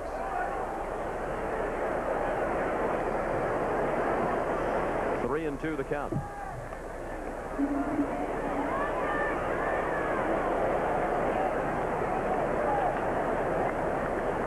Talked about the oldest active players. 3 of them at the ballpark today. The oldest 3 active players in Major League Baseball. Yeah, actually 4 of them. 4 with Brian Downing, Carlton Fisk, 2 on the Rangers, and 2 on the White Sox. So Bannister actually a spring chicken at age 36. Another 3-2 pitch. Huff delivers a pinch hit base hit. The White Sox have the tying run on again.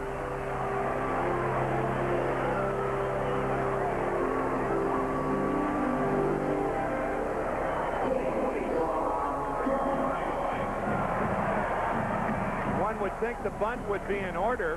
However, you do have your 8 and 9 hitters up. Lance Johnson, who hits left-handers very well, by the way, is on deck.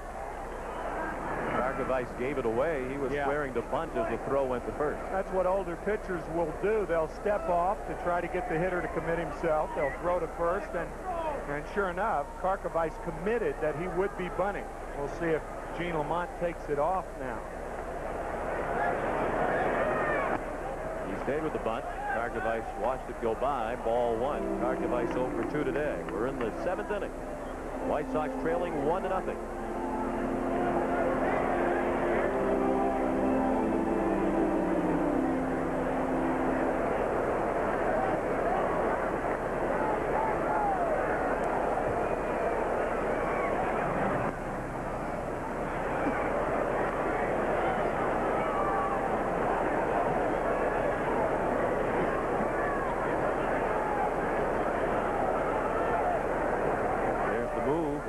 Bannister.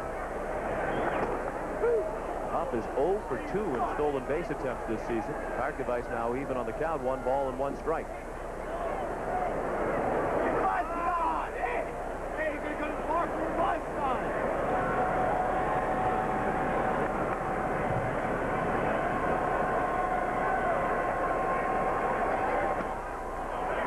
Straight back. No sign of a bunt that time from Karkovice, and now it's 1-2. Well, if a manager can get a hitter a certain pitch, and in a bunt situation, usually pitchers are inclined to throw fastballs, and I'm sure that was Gene Lamont's thinking there. He got Ron Karkovice a fastball, and he just fouled it back. And the reason he got a high fastball was that Bannister thought he was bunting. An off-speed pitch in the dirt, and it's 2 balls and 2 strikes.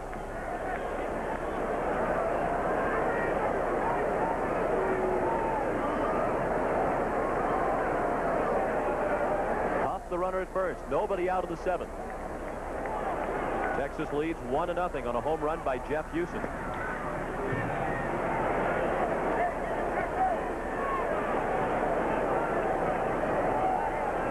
In his 14th season in the major leagues. He's pitched for Houston, Seattle, the White Sox, Kansas City, California, and now Texas, and he strikes out Karkovice.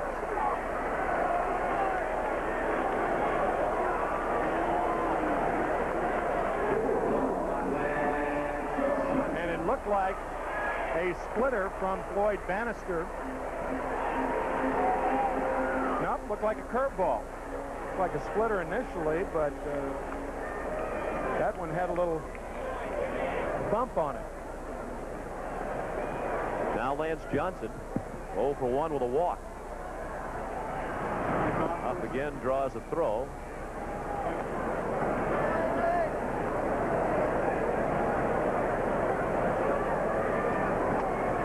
In addition to having pitched for all those major league teams we mentioned, Bannister also spent a season in Japan in 1990.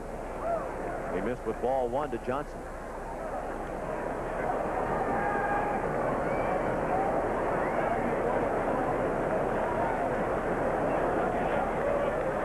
Ozzie Guillen calls Lance Johnson the most underrated player in the American League. He's pesky with the bat, runs the bases well, and he'll get just about everything in the outfield. He hits a double play ball to second, and his speed prevented it. It was a bit slow in the turning. Johnson safe on the fielder's choice with 2 outs. And when a ball is not hit sharply to you as a middle infielder, you want to make sure of the lead runner, and I think that's what Jeff Huson was doing, being very deliberate in throwing the ball to Dickie Thon. When a guy runs like Johnson and a ball takes that long to get to you, Huson, you can see how deliberate he was, and Dickie Thon returns the throw, but Johnson beats it easily. Bobby Valentine on his way to the mound, and he will make a pitching change.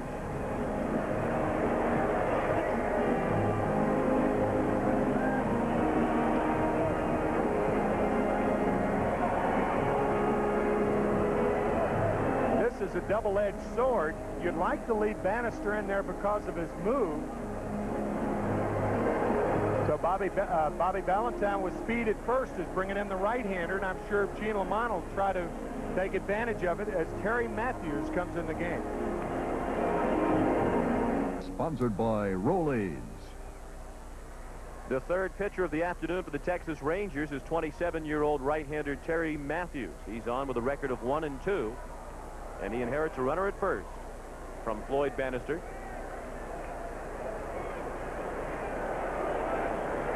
Lance Johnson, the runner, with 2 outs. We're in the 7th. The Rangers lead 1-0. Each team with 2 hits. Matthews' first pitch, a strike to Craig Graybeck, who was 0 for 2 today. He has struck out and popped the short.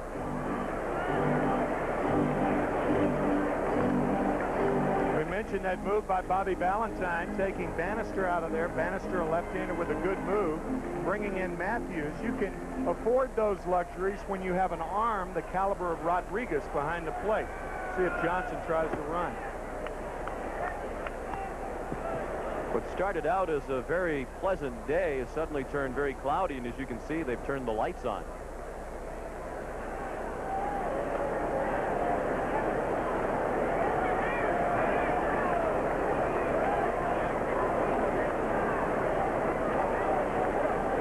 The 1-1 to Graybeck. Low and away, 2 balls and 1 strike.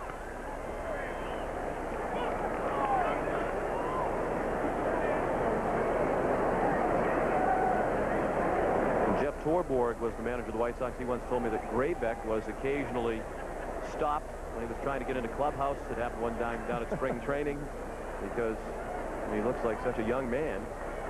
He admitted to you before the game he's 145 pounds. Said I've tried to gain weight, but I can't. He does lift weights. He's on a weightlifting program during the off-season. Vic Valtaggio saying that Craig did not go around on that last pitch, so Graybeck ahead in the count. Vic Valtaggio will be remembered by some baseball trivia buffs as the umpire who was behind the plate the night Roger Clemens struck out 20 Seattle Mariners. I didn't know that. Is that right? As you might expect, he had a pitcher's strike zone that night. 20 strikeouts and no walks. Vic was the home plate umpire.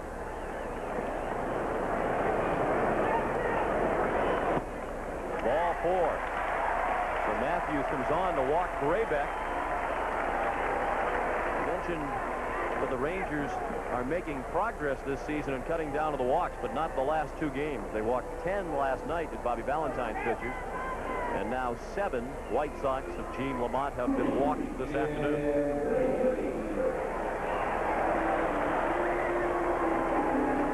Tim Raines, 0 for 2 with a walk his last time up. He has struck out and flied to right. Again, the White Sox have the tying run in scoring position. The go-ahead run at first. Johnson, the runner, at second. Graybeck at first. We're in the 7th. It's 1-0 Texas. Fastball high and away. Matthews struggling to find the plate.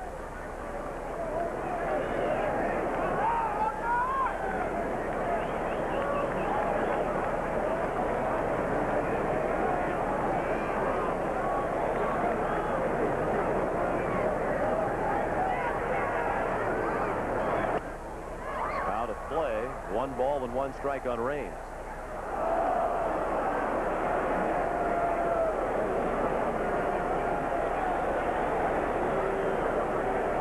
Matthews worked last night. He pitched an inning in 2/3. It's his first full season in the major leagues, but he was 4-0 for Texas last year, but he's not a rookie. He worked 57 1/3 innings last year. If you work more than 50 innings in a year as a pitcher, your rookie status goes down the tube. So Terry from Alexandria, Louisiana. A lifelong resident of the state of Louisiana. Lance Johnson, the runner, at second. And Craig Graybeck at first. 2 outs in the 7th. 1-0 Texas. Each team with 2 hits. The big hit in the game, the home run by Jeff Houston.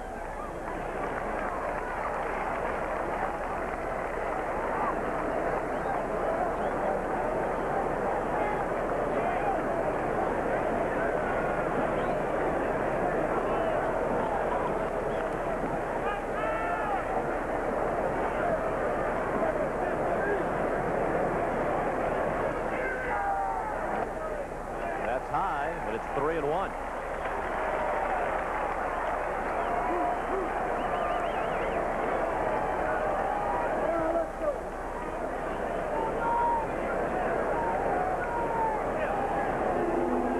Kenny Rogers, the left-hander, is throwing in the Texas bullpen.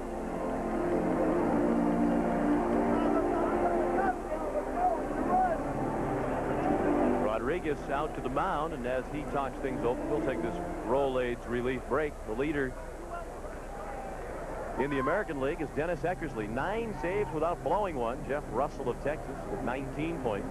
John Franco of the New York Mets leads the National League relievers by 2 points over Lee Smith and Norm Charlton.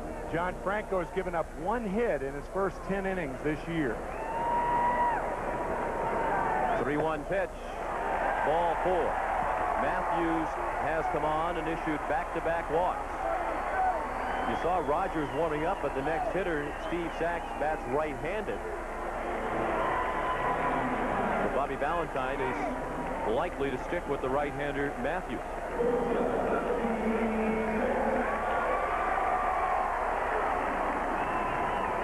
Back in spring training, as we mentioned earlier, 2 walks in an inning, you came out of the game if you're a Ranger pitcher. Not in this situation. Back-to-back walks. Now the bases are loaded. That moved the go-ahead run into scoring position for Steve Sachs. Tying run at third with 2 out. Sachs 0 for 3. Fastball at the belt for strike 1.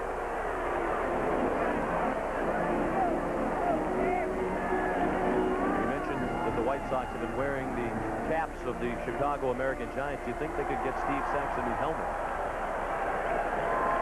That one looked very dusty and dirty from the shot we had of Steve a moment ago. 1 ball and 1 strike.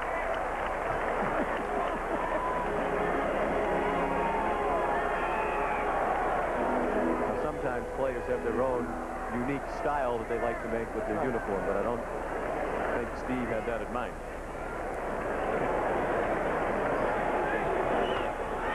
Slap foul, and now Matthews has jumped ahead of Sachs, 1-2.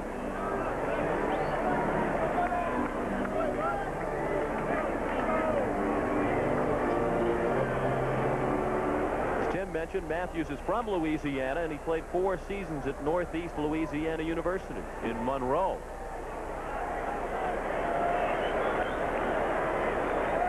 He was a first baseman and a DH in addition to being a pitcher. Now he's trying to pitch himself out of the jam here in the 7th with a 1-2 to Sachs. In the air, in shallow right center, Cangelosi makes the catch. The White Sox leave them loaded. They've now stranded 8. After 7 in Chicago, 1-0 Texas. Game for Chicago. He's in right field. He came up as a pinch hitter in the bottom of the 7th and came away with a hit. 29,172 in attendance today at Comiskey Park. A couple of offensive battles in the first 2 games of this series. Today, very much a pitcher's duel. Of course, that had to happen since we billed this at the start as a matchup of the 2 most feared lineups in Major League Baseball. Dean Palmer 0 for 2 today. He'll be followed by Petralli and Fine. Ventura booted it momentarily, and the throw is off the mark, and Palmer is safe. That will likely be an error charged to last year's Gold Glove winner at third base in the American League, Robin Ventura. Ball stays down on Ventura, getting in the webbing of the glove. He tries to recover in time, but throws it to the home plate side of first base, and Thomas can't stay on the bag. An error on Robin Ventura, and it is a rare error indeed for this year. And only 14 errors committed by Chicago this season. This is their 21st game. Gino Petralli was bounced to short. Last time up, he had a little blooper behind the second base bag that Graybeck caught. Good bunt by Petralli. Ventura throws him out. 5-3 the scoring on the sacrifice. Palmer into scoring position with 1 out. So important that your bench players can do those sorts of things well. And Gino Petralli is really a valuable member of this Ranger club. He can do a lot of different things well. How many backup catchers can be your DH, for instance? now Dickie Thon. He is struck out and flied to left.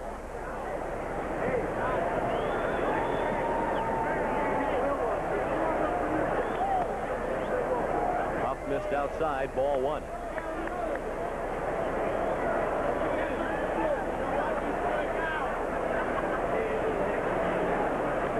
1-0. Texas has the lead in the 8th. Thon lines one to left. Raines can't get it in the air. He played it on a hop. Palmer stops at third. First and third with 1 out. Dean Palmer didn't know whether Raines was going to catch that ball in the air or not. But the one thing you do, especially if you're at second base, you turn around and check the outfielders. Palmer, a little hesitation, and because of that, Dave Oliver has to hold him at third base. Raines getting the ball back in quickly.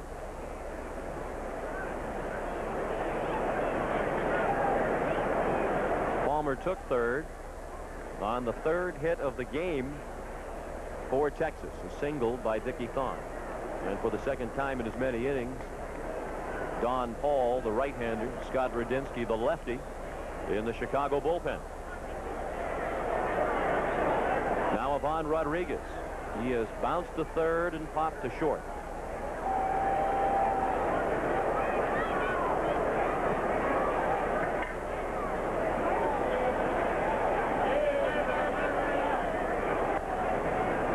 The Chicago infield is back at double play depth.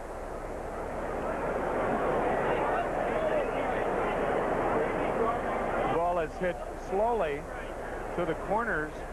They do have the option of coming home if they don't think they're going to get the double play.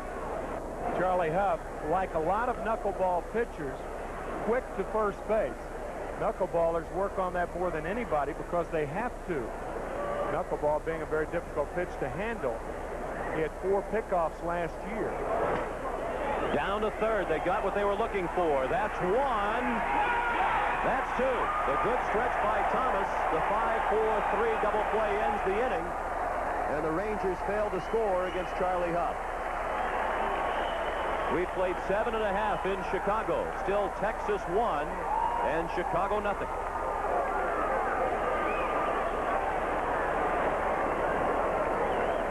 Major League Baseball. Today's game is brought to you by Buick and your local Buick dealers. Buick, the new symbol for quality in America. Energizer brand batteries, nothing outlasts the Energizer. They keep going and going. And by Scope, the best thing first thing in the morning.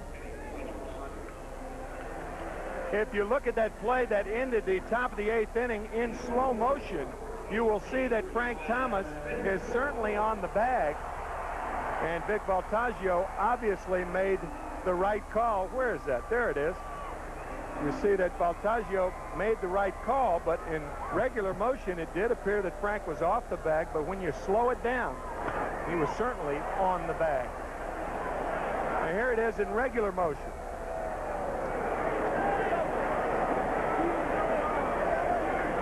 Right again. Right again. Still out, right? White Sox squandered all kinds of opportunities in recent innings. The bases loaded the last inning. They left 2 men on in the 6th. Robin Ventura begins the 8th against the new Texas pitcher, Kenny Rogers. Rogers, the 4th Ranger hurler of the afternoon.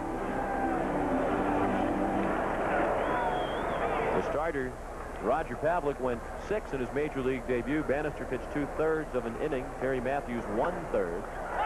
They've combined on a 2-hit shutout to this point. No play for Rodriguez.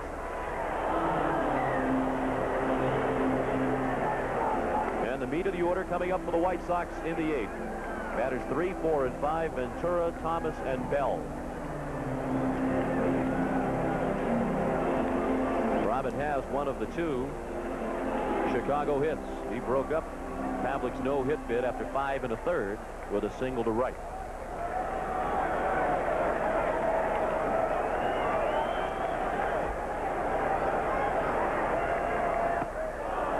He struck him out.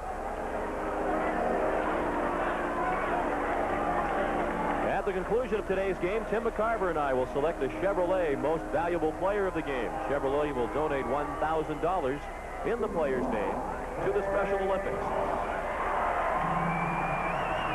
A couple of candidates. Roger Pavlik, the starting pitcher for Texas, certainly a candidate for the Player of the Game honors, as is this man, Jeff Houston, who made a couple of splendid defensive plays, and he has also provided this game with its only run on his home run in the fourth.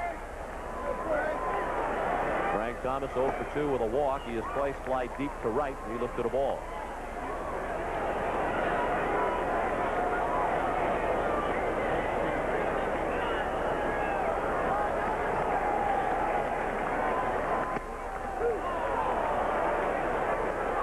One ball and one strike.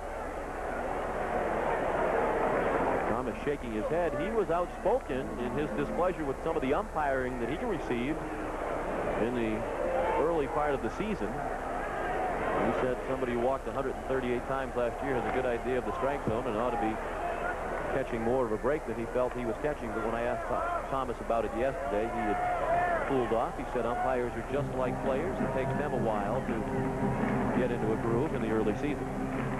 Matter of fact, he had a meeting with Gene Lamont, the manager of the White Sox, and Gene said the one thing that you don't want to do is get the umpires as a group against you, because they are human beings. Not that they would intentionally be out laying for you, but as human beings, they're going to be prone to thinking that, well, if this guy's going to complain a lot, if there's a borderline pitch, it'll go against him. Plain and simple. Certainly Lamont studied under one of the best when it comes to relating to the players on matters such as that. And Jim Leyland, Lamont for the last 6 seasons, was the third base coach for the Pirates under Leyland. Now the sun's out again, and the lights are on, and Thomas looks at a ball. The count is full. Jeff Russell, the closer for Texas, is throwing in their bullpen. Rangers lead 1-0. We're in the 8th. 1 out of the bases empty for Chicago.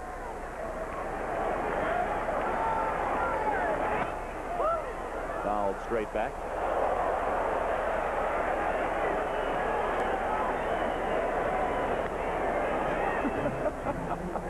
He'll be all right. Somebody should tell our producer, Rick Lasavita, that we need him in the truck. And if he could get out of that third row seat and return to the truck, the rest of us on the telecast would appreciate it. Line, a base hit. Down the left field line to the corner. Thomas on his way to second. He'll get there standing with a double. And again, the White Sox have the tying run in scoring position. I can understand how Frank Thomas got his bat on the ball, but I can't understand how he pulled it down the left field line. Now that is bat extension right there. Frank Thomas with those long arms, 6'5", and he crushes one down the left field line. That is his 6th double of the season.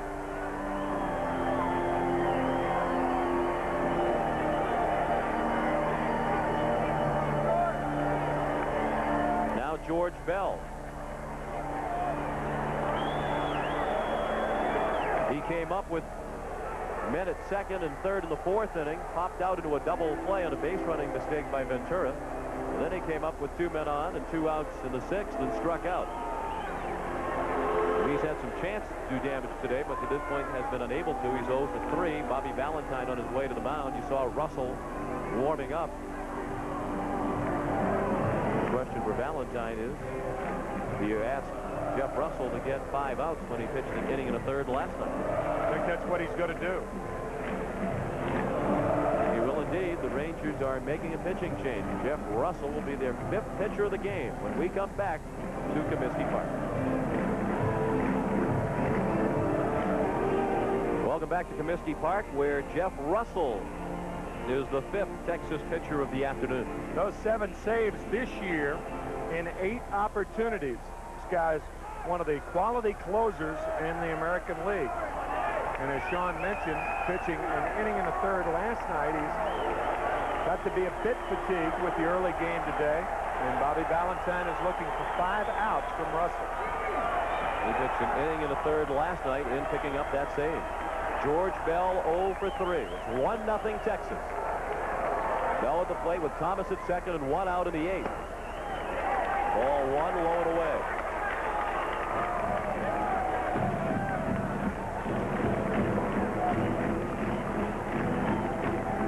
Russell is 30 years old.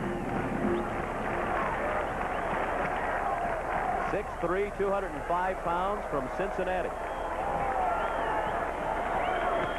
Same spot, same result. 2 balls and no strikes. Russell signing with the Cincinnati Reds in 1979, and sometimes you have to be patient with trades. When the trade for him was made, he was the player to be named later from the Reds in the Buddy Bell deal. The Reds wanted immediate satisfaction with Bell, and the Rangers looking down the road, and they chose wisely in picking Russell. Straight back.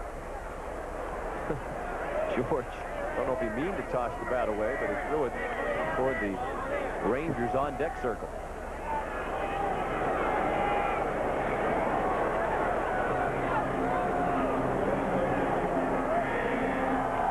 I think he meant to catch that. Yes, he did. As opposed to knocking it toward the Ranger dugout. 2-1 the count. Slowly to short. Vaughn thought about third. Got a hurry at first. Didn't get it there.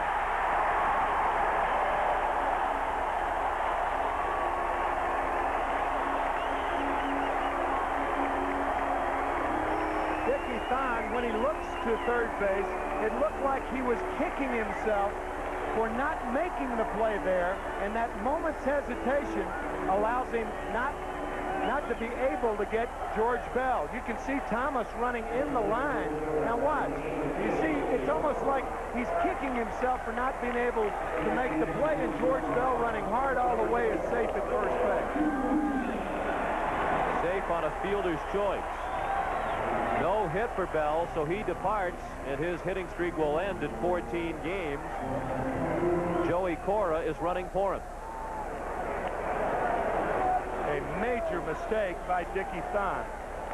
Rare, but major in this ball game. Warren Newson is the pinch hitter, batting for Mike Huff.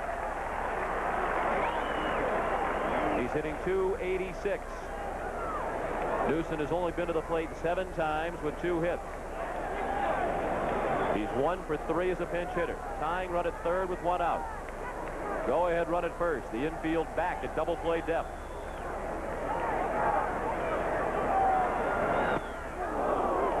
Ball and 1 strike. Newson could not catch up to the Russell fastball.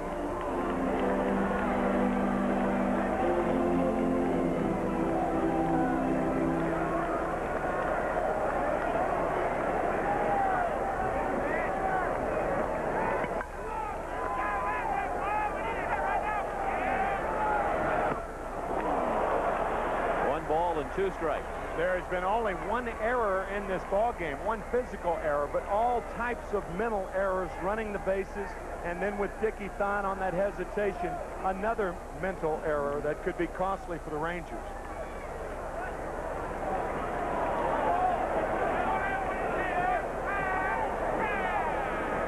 The 1-2 pitch. Struck him out with the fastball over the outside corner. Newson caught looking. First strikeout for Jeff Russell. Players call that painting, and that's what Russell does. He paints the outside corner. Now Russell will have to face another pinch hitter. I guess you could say Jeff Russell painting like Charlie Russell, the famous painter, the Western painter. Here's Matt Marullo batting for Ron Karkovice. Marullo at 211 has 4 hits in 19 at bat. He had 2 pinch hit home runs last year.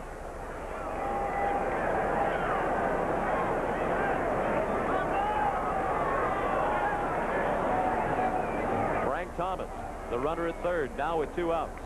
Joey Cora, the pinch runner at first. We're in the 8th. Texas leads 1-0.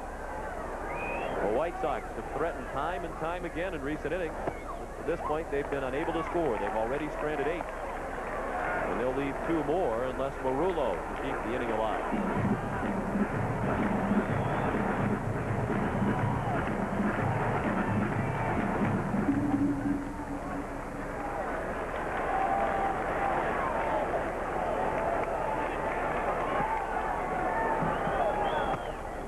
Outside. 2 balls and no strikes. Included in the 8 men left on base. The bases loaded last inning. They left 2 men on in the 6th.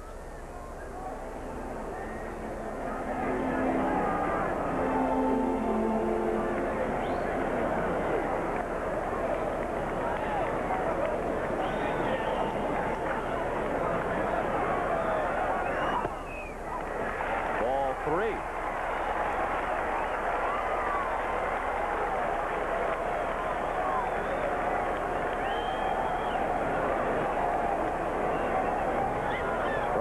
Behind in the count 3-0 to Marullo, and Lance Johnson is waiting on deck. Ball 4.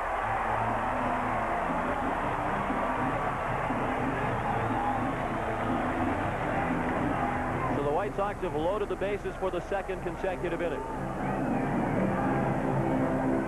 Sometimes painters become more contemporary. Russell all over the place with those 4 pitches after threading the needle to get Newsom.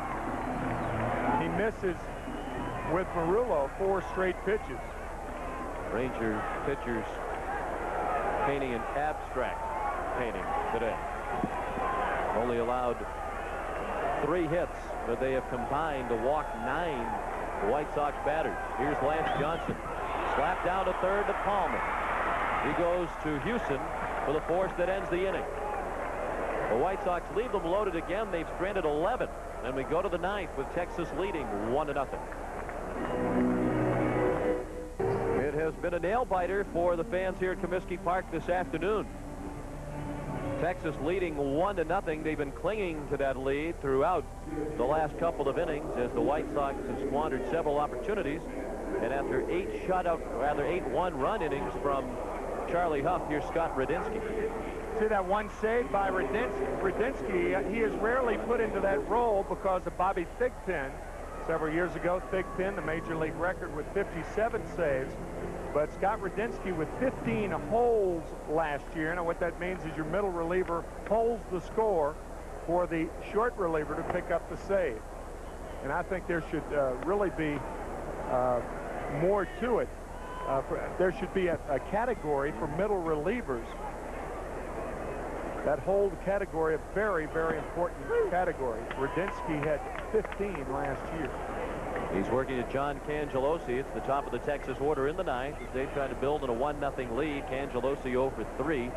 Certainly the middle relievers would like some sort of category because they have nothing that they can really bring to the arbitration table. That's right. I led the league in this category. Yeah, all they can point to is innings pitched. But the important thing is what were the innings pitched, usually in close ball games for a guy like Radinsky.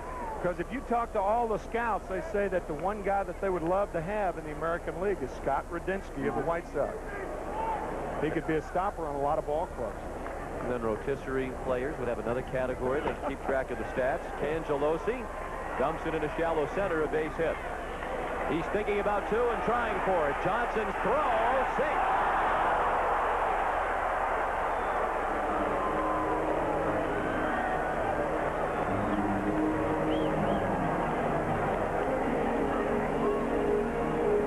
Cangelosi with 2 terms with the Chicago White Sox. As a matter of fact, he signed with the White Sox and spent 2 stints with Chicago. Now with Texas.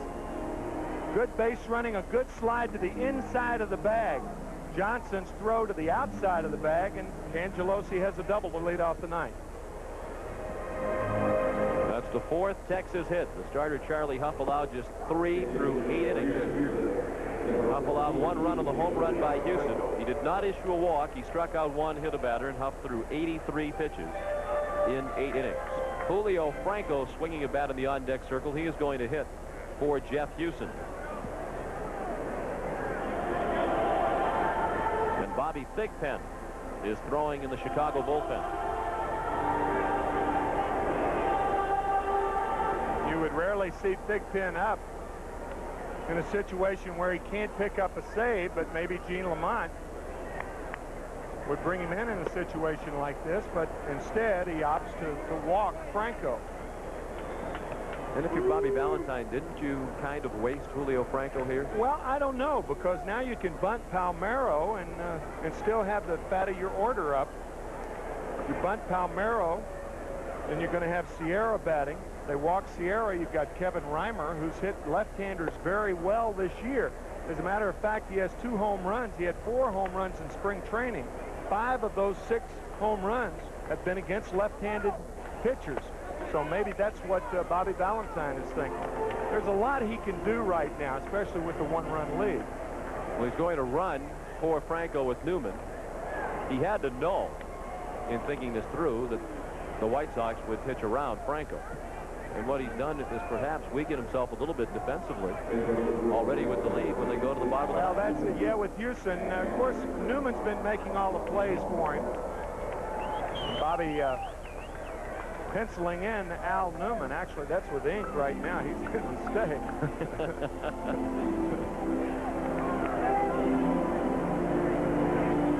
So it's Cangelosi at second, Newman the pinch runner at first. Interesting here to see whether Palmeiro will be bunting.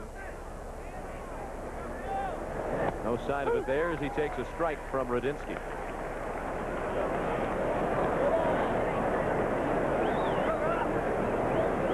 Middle of the infield, a double play depth. Ventura is on the edge of the grass at third for Palmeiro, who's 0 for 2, and he was hit by a pitch by Charlie Huff in the 7th. Now the bunt. Radinsky will go to first. To Thomas. It's a sacrifice. 1-3. 2 men in scoring position for Texas in the 9th with 1 out as the Rangers try to add to a 1-0 lead. White Sox playing it straight up. And Palmeiro, after Bobby Valentine gave him that 1 pitch at which to swing, and with the count 0-1 in the hole, he elected to bunt. And now I'm sure they'll walk Sierra. No way you pitch to Sierra here. But that's the matchup we were talking about, Reimer against Radinsky. And Bobby Valentine has seen Reimer all season long, obviously, and realizes that he has been effective against left-handed pitching. Last year, a platoon player, but his batting against left-handers has been very effective this year.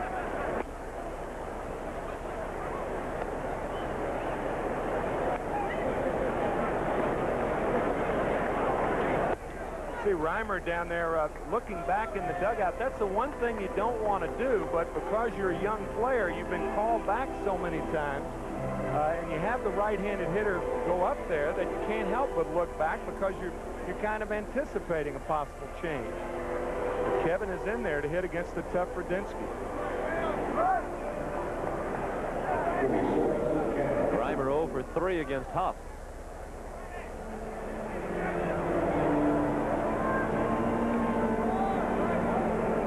Bases loaded and 1 out.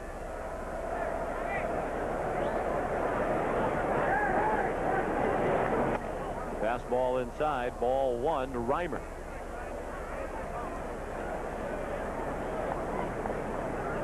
The only run in this game came in the 4th when Jeff Houston hit a home run. His first of the season, 3rd in the major leagues. The ball and a strike on Reimer.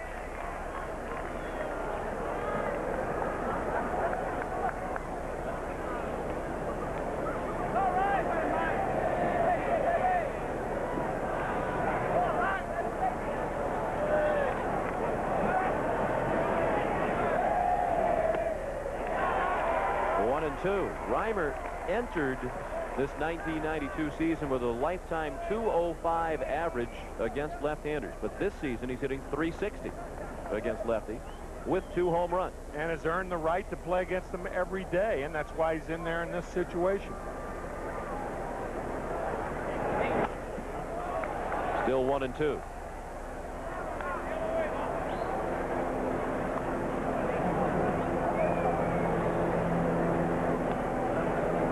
Palmer will follow Kevin Reimer.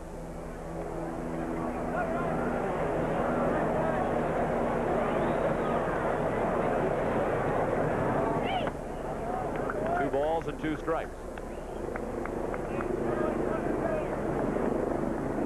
While the White Sox have been leaving men on base all over the place, the Rangers did not strand a base runner until the 7th inning. They left 1 man on the 7th, 2 last inning. They've stranded a total of 3 in the ball game. And now Radinsky has to throw a strike as he's gone to a full count to Reimer with 1 out of the bases loaded in the 9th. 1-0 Texas.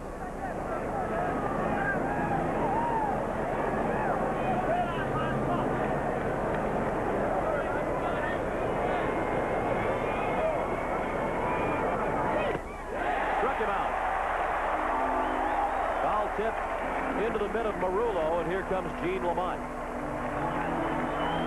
He'll go to the bullpen for Thigpen, with the right-handed hitting Palmer due up next.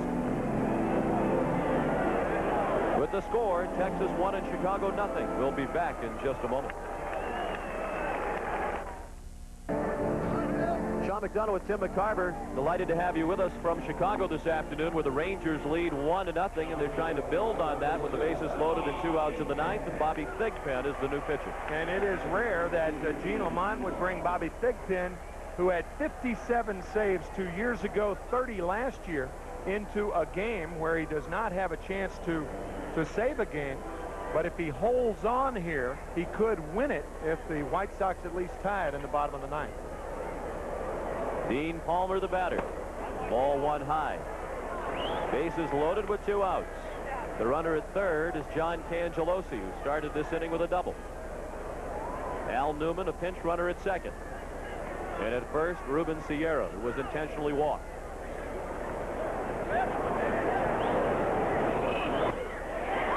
Thigpen blew the fastball by Palmer. Palmer 0 for 3. He reached on an error by Robin Ventura his last time up. In the bottom of the 9th, the White Sox have batters 9, 1, and 2 scheduled up. Graybeck, Raines, and Sachs.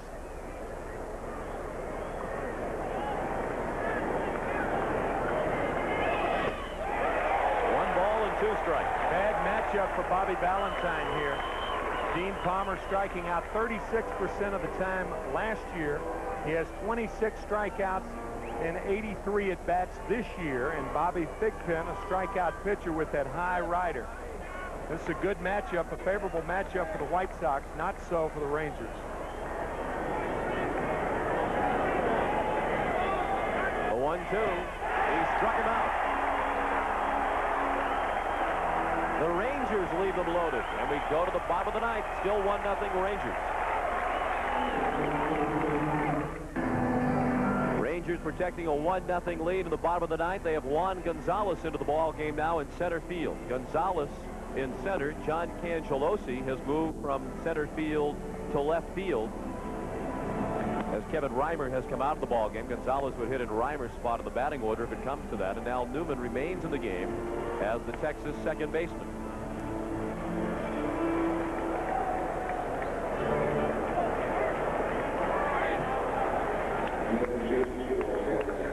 Jeff Russell trying to pick up his second save in as many days. He'll face Craig Graybeck first here in the bottom of the 9th, then Tim Raines and Steve Sachs.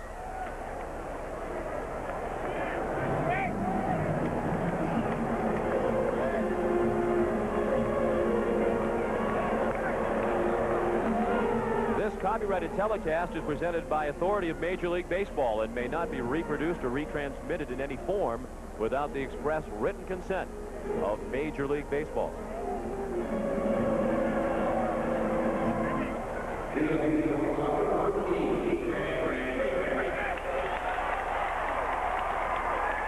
Now Craig Graybeck. Down the line, a foul ball.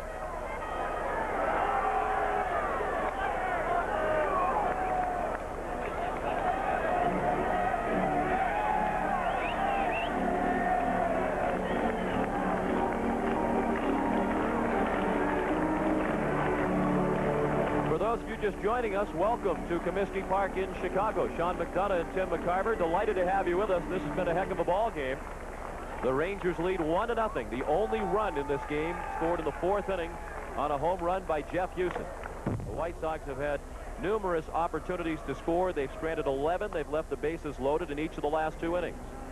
Charlie Huff's knuckleball way back in the 4th inning, hammered by Jeff Hewson, the first base runner of the ball game, as Charlie Huff retired the first 10 men to face him. And Jeff Hewson with a 1-out homer, his first of the year, only his 3rd major league home run of his career. Came in his 839th major league at bat. Graybeck leading off the home half of the 9th for Chicago. Craig up there with a count of 1-2. Raines on deck, and then Sachs.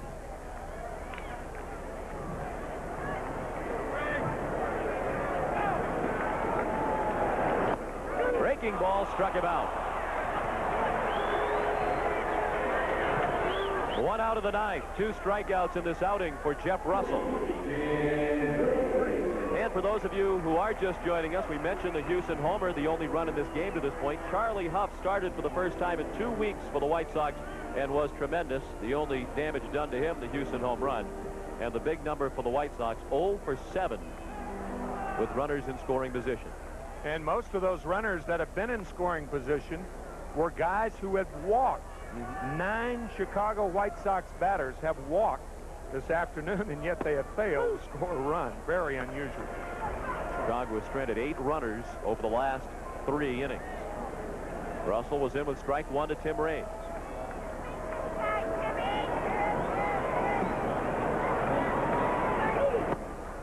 Another good breaking ball, and it's quickly 0-2. Raines 0 for 2. He has walked twice.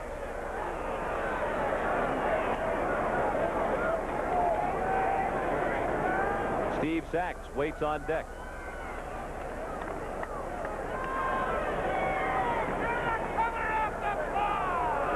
The Rangers come into this one having won 3 of their last 4 and 5 of 7. Well hit off the glove of Palmeiro. Raines is safe.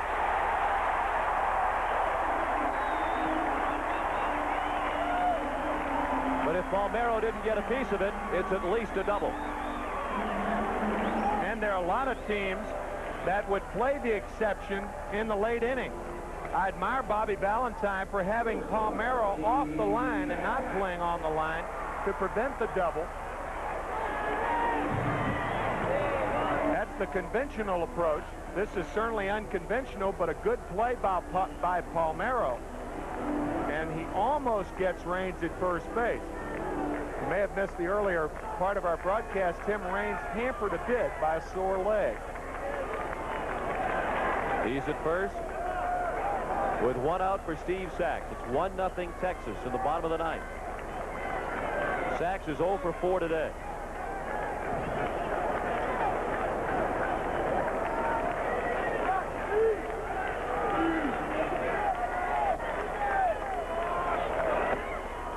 Ball 1, high and tight. And for those of you who are just joining us, not only has Raines been slowed lately by a hamstring problem, but Ivan Rodriguez, the Texas catcher, is arguably the best throwing catcher in the game today. Already. At 20 years old. Right, excuse me, sir. He's thrown out 10 of 13 would-be base stealers this season. That's out of play and right. Nice catch. Steve Sachs taking a shot at that hole on the right side, trying to give Raines a chance to get to third. Sachs very adept at that particular feat. And for that reason, Newman, the second baseman, is not cheating as much for the double play as you would normally find. And Sierra in right, shallow and way over toward the line.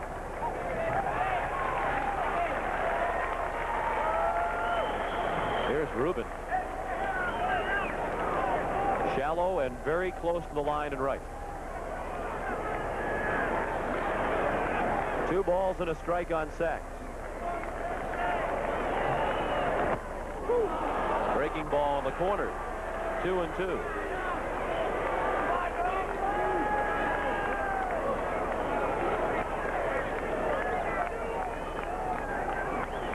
Sachs will be followed by Robin Ventura.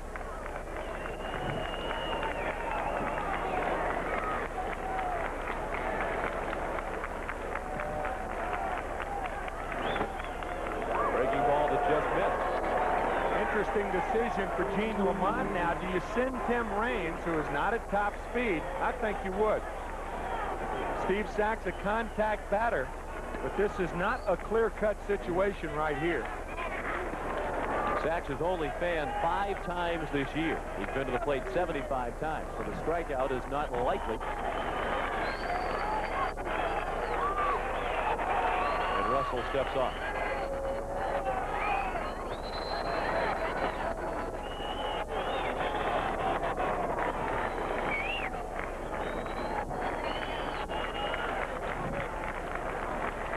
Now Sax steps up.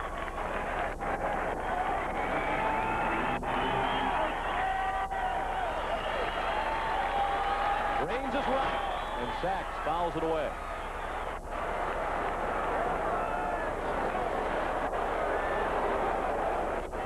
Looked like he had a pretty good jump away from first. Yeah, it's a very difficult thing for even a fast runner. We mentioned Raines' leg problems, but for even a fast runner, because with the count 3 and 2, you can't really get a good jump if you're on first base. It's really up to the hitter to put the ball in play. For the most part, this is like a hit-and-run situation. You almost have to make sure the pitcher pitches. If you get a good jump, it's not by design. He's running again. Sax, a little dribbler back to the mound. And he is out. And the White Sox again have the tying run in scoring position. Gene Lamont has seen this before. Chicago has already stranded 11 base runners through the first 8 innings. Robin Ventura with one more chance to get the tying run home for Chicago. He's 1 for 3 today with a single, which was the first hit in this game for Chicago. It came with 1 out in the 6th. Bobby Valentine started today with Roger Pavlik making his major league debut, and he pitched 5 1/3 innings of hitless ball before the White Sox got their first base hit.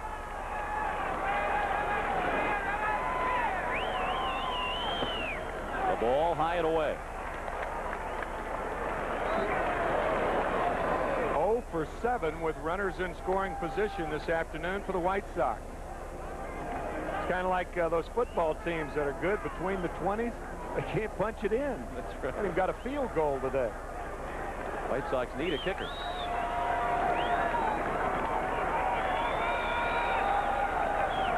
Breaking ball outside.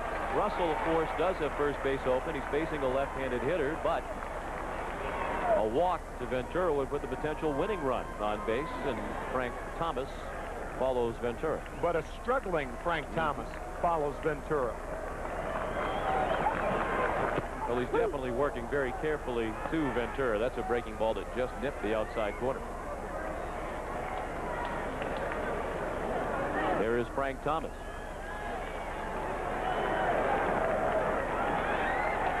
One 0 Texas. Raines at second with 2 outs in the 9th. Base hit left field. Raines is being waved around, and he will score. We're tied at 1.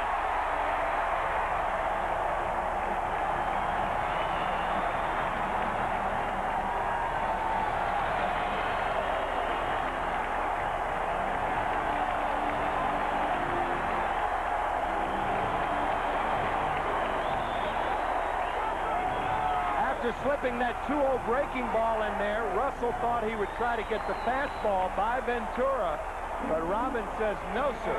He takes him to left field, and Raines scores easily.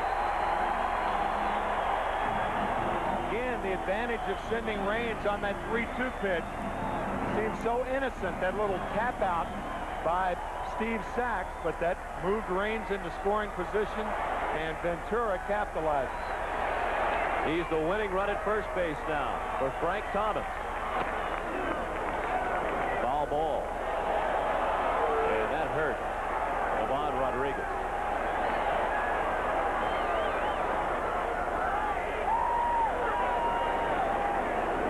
Initially, it appeared that it was hit off of his glove. We'll see. Frank Thomas with a check swing. Nope, it looked like it was off his left knee and then his left foot. Rodriguez has been hit several times this afternoon. He has had a tough day behind the plate.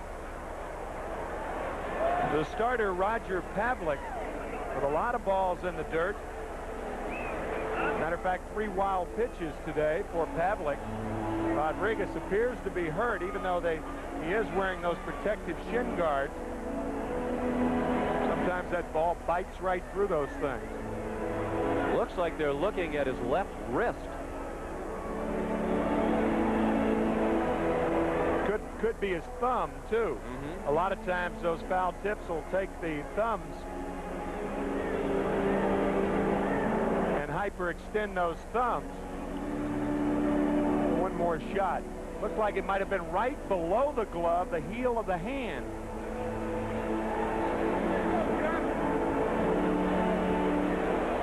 Catchers use those catcher's mitts like first baseman's mitts now, and a lot of times that causes a very relaxed, loose-fitting glove, and that indeed appeared to hit the heel of the hand of Ivan Rodriguez.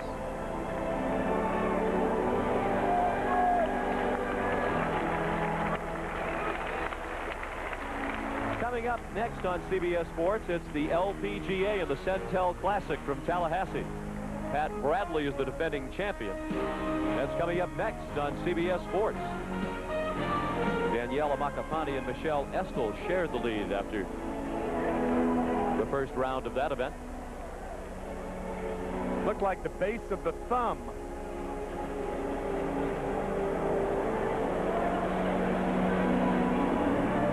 Well, it gives us a chance to go back and talk about what just unfolded. They did elect to go after Ventura, who's been faring much better and is a left-handed hitter. Challenged him with the fastball, as you noted. He made it hurt. And you can't quibble with that policy. I mean, you throw the 2-0 breaking ball for a strike, and that plants in the minor and plants in the hitter's mind that you may be trying to pitch around him. But now you get the strike, you try to come back and surprise him with the fastball. And Ventura, 300 hitter last year until August 21st. He had a tough month of September. But you don't want to walk the winning run, a potential winning run on base. I mean, you really can't quibble with the strategy of Bobby Valentine here. Sometimes you just got to tip your cap to the hitter, and that's probably what the Rangers are doing, unfortunately for them, to Ventura. 26 outs, and now the White Sox tie it in the 9th with 2. And a chance to win it. Oh, with 2 down, I beg your pardon. 0-1 the count on Thomas, with Ventura at first. And now it's 1-1. Thomas doubled his last time up. Down the left field line. He's 1 for 3. He's also walked today.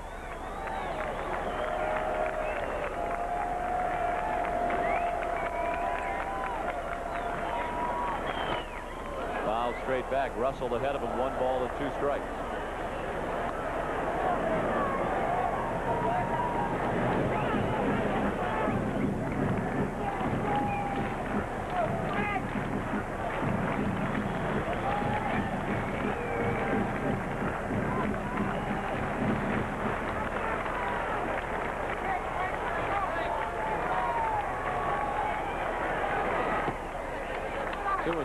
Certainly would not argue the point. You cannot walk Ventura. Right. However, you might question the pitch selection in that they did come after Ventura with a fastball. Well, I think a lot of times it's best to pitch around guys with fastballs. That's an arguable point. But if you're a guy like Jeff Russell throwing as hard as he can, I don't think you can ever worry about throwing the fastball to any hitter, especially once you've shown him a 2-0 breaking ball. Because once you do that, the hitter thinks, oh my gosh, he may be pitching around me. He's throwing me a 2-0 curveball, and now the fastball is even that much more surprising.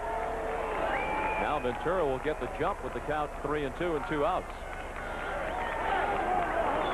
Thomas asked for time just as Russell started into the windup. Palmeiro should really be behind Ventura at first base, but he's holding him on. Maybe Bobby Valentine thinking that just maybe that extra step or two may be the difference in case Thomas hits a gapper and there's a close play at the plate. Usually, though, 3-2, 2 outs, the first baseman behind the runner at first. There goes Ventura. and that's fouled away. 1-1 the score. We're at the bottom of the ninth. The White Sox have tied it with a run in this inning. And Frank Thomas needs a new bat.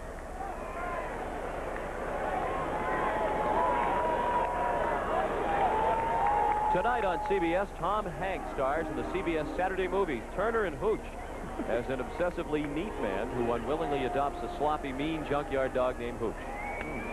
That's followed by the trials of Rosie O'Neill. That's tonight on CBS. Turner and Hooch tonight. Turner and Hooch. All right. An obsessively neat man. Ventura runs again, and Thomas strikes out. He foul-tipped it, but even with the injury to his hand, Rodriguez was able to squeeze it, and we go to extra innings. After 9, 1-1 the score.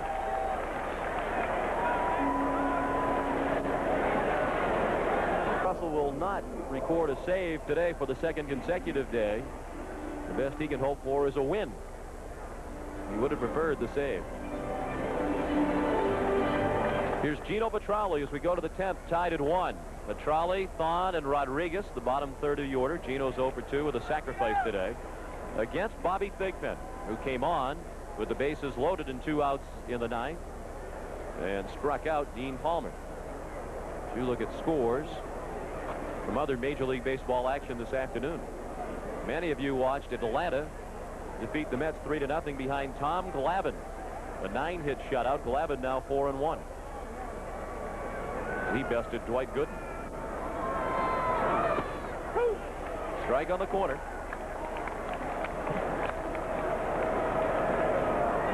Petralli was out of baseball for about 3 weeks during the 1985 season. In May of '85, he was at home hoping that the phone would ring and a Major League team would call him. And the Texas Rangers did. Gino had been driving a soft drink truck around the Sacramento, California area for 3 weeks. He signed a AAA contract. That injuries paved the way for his arrival at the Major League level. And he's been with Texas for 8 years now. He'll join his mates on the bench as he strikes out. Thigpen throwing smoke. He has struck out each of the 2 Texas hitters he has faced this afternoon. Dennis Eckersley leading the American League in saves with 9. Jeff Russell, Brian Harvey both with 7. Bobby Thigpen, of course, is not in a save situation here. He has 5. And there are 4 others join him with 5 saves.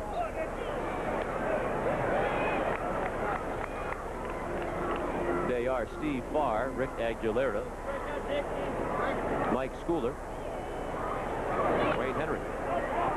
That's a list that rarely changes from like 5 6-year periods to the next 5 or 6-year periods, because those are the guys that are going to continue to get the opportunities, if they're healthy, to be the save guys.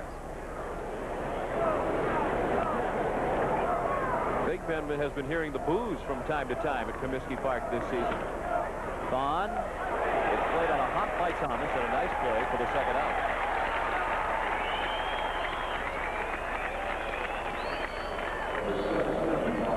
Those are the standards that you set when you pick up 57 saves, as Thigpen did 2 years ago. Don't want to be too good too early. That's the Billy Lowe's theory. See, if you win 20, they'll expect you to do it every year. Billy said, I want all that comfortable area around 15 to 18. If you win 20, they expect you to do it all the time.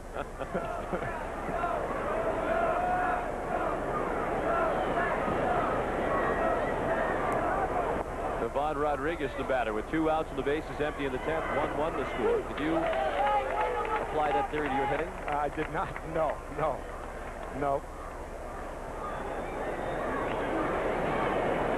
And obviously you didn't, because you were a fine hitter. Worked hard. But, you know, most guys have to work hard at the game. It's a very, very difficult game to play, and it doesn't come easily to most players.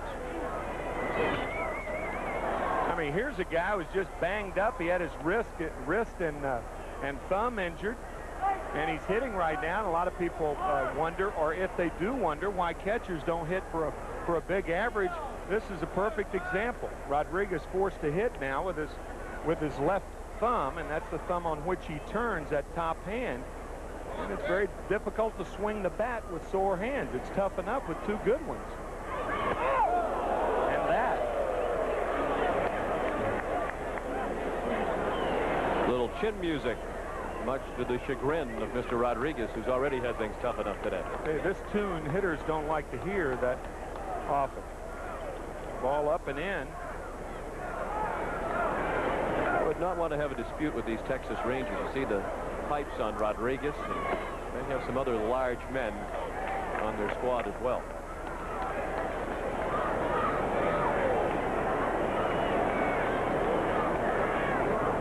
Three and two the count.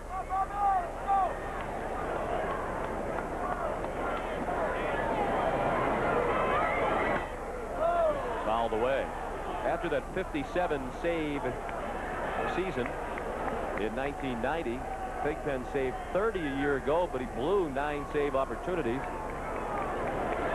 Bobby said it wasn't a bad year, but it wasn't a great year either. Mediocrity was the way Thigpen described it. Last year could have been caused by the year before. Whenever you're used that much, the next year, often, you're not as efficient as you were the year before. No problem for Thigpen today. He's retired all 4 hitters he has faced, 3 of them with the strikeout. For his 6th pitcher of the afternoon, he is Jeff Robinson.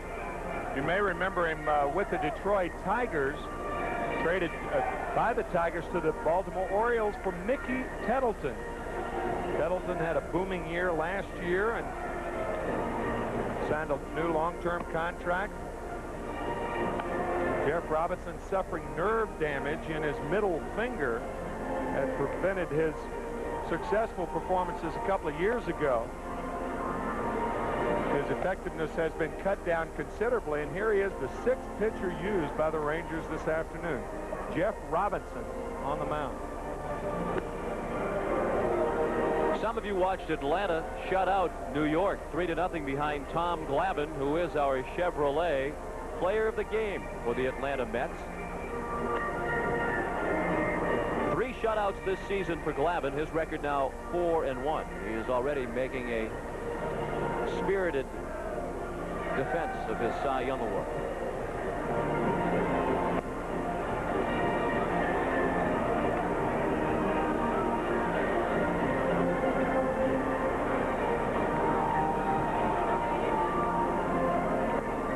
Robinson will face Joey Cora, scheduled, who came out as a pinch runner for George Bell. Then Warren Newson and Matt Marullo. Cora will bat for the first time today. He's 1 for 8 this season, has 1 hit, a double.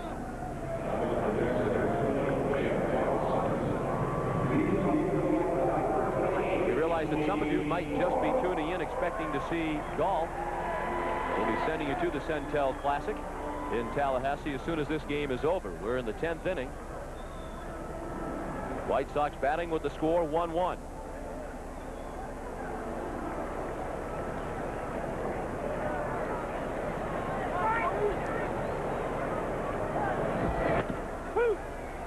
One strike on Cora.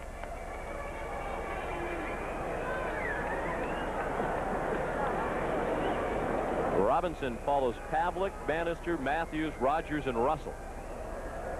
Russell worked an inning and 2/3 and surrendered the game-tying run. Cora sent that one into the Texas dugout. 0-2 the count.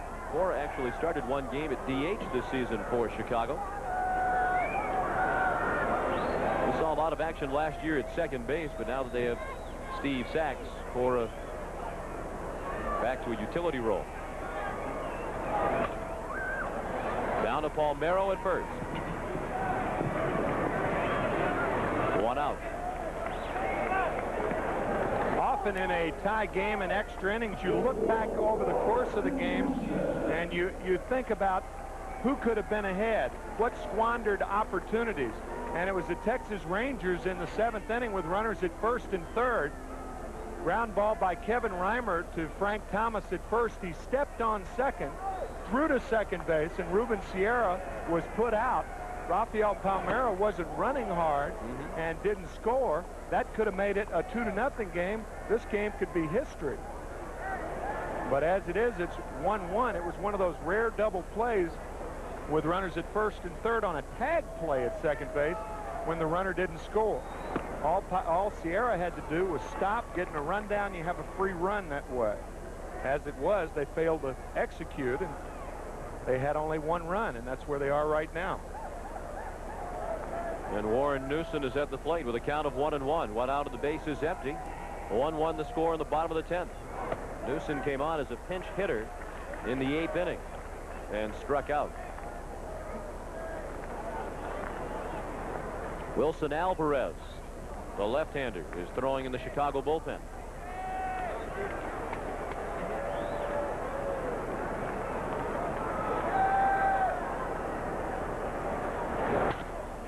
Down to third. Nice play by Palmer to his left. 2 outs.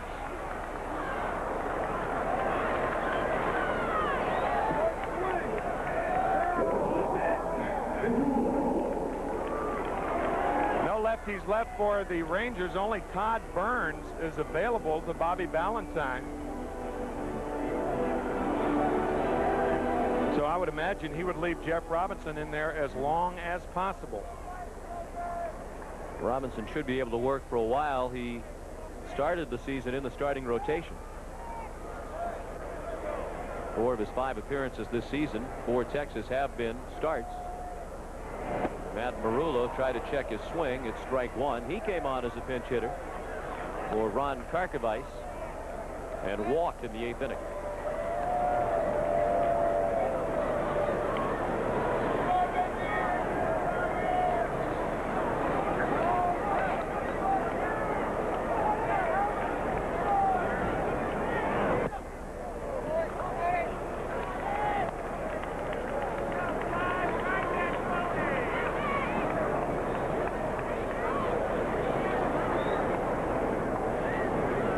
One on Matt Marullo.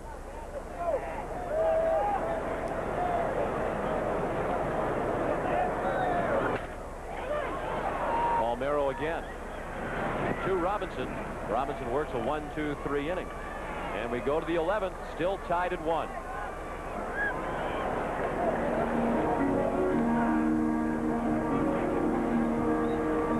Thank you, Jim, and welcome back, everyone, to Chicago, where we're tied at 1 and heading to the 11th inning. Bobby Thigpen working to the top of the Texas order. John Cangelosi looked at a ball high. Cangelosi, Newman, and Palmeiro to bat for Texas in the 11th. Thigpen has worked a perfect inning and a third. He has fanned 3 of the 4 he has faced. Cangelosi's double came in the 9th off Scott Radinsky. That was a leadoff double. They stranded him. That looms as another big squandered opportunity, one of many in this game. Most of them squandered by the White Sox. In that inning, after the Cangelosi double, Julio Franco pinch hit for Jeff Hewson, and he was walked. And then Palmeiro got him to second, third. Sierra was walked intentionally.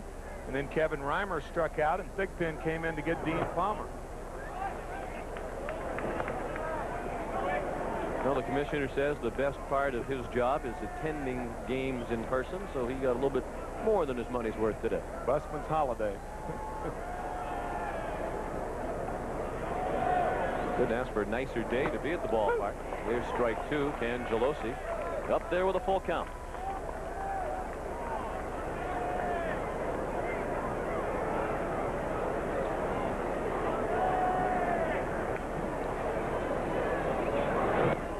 Ball 4, and it got away from Marullo.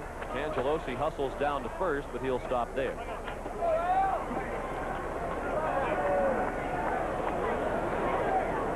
So the lead man is on for Texas. The Rangers 1-0 this season in extra inning games. The White Sox are 0-1 in extra frames.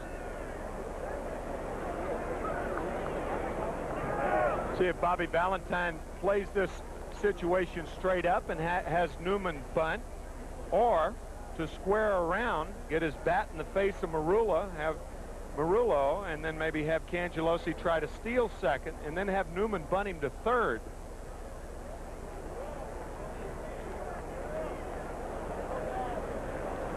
All of those options are possibilities with this combination. Newman at the plate and Cangelosi at first.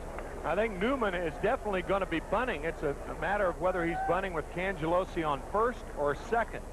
I think the odds favor. There's probably not going to be a pitch out here. If you do take a shot with Cangelosi, it'd be a good chance in a situation like this. Thigpen thinking that way also. Cangelosi has stolen 2 bases this year. He's also been caught twice trying to steal.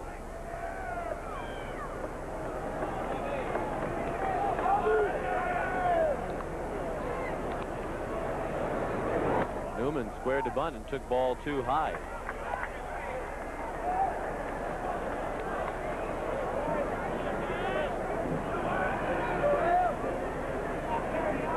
The walk issued by Thigpen to Cangelosi, the first unintentional walk issued by Chicago pitching in this game. Now Newman back to the on-deck circle to speak with Palmeiro.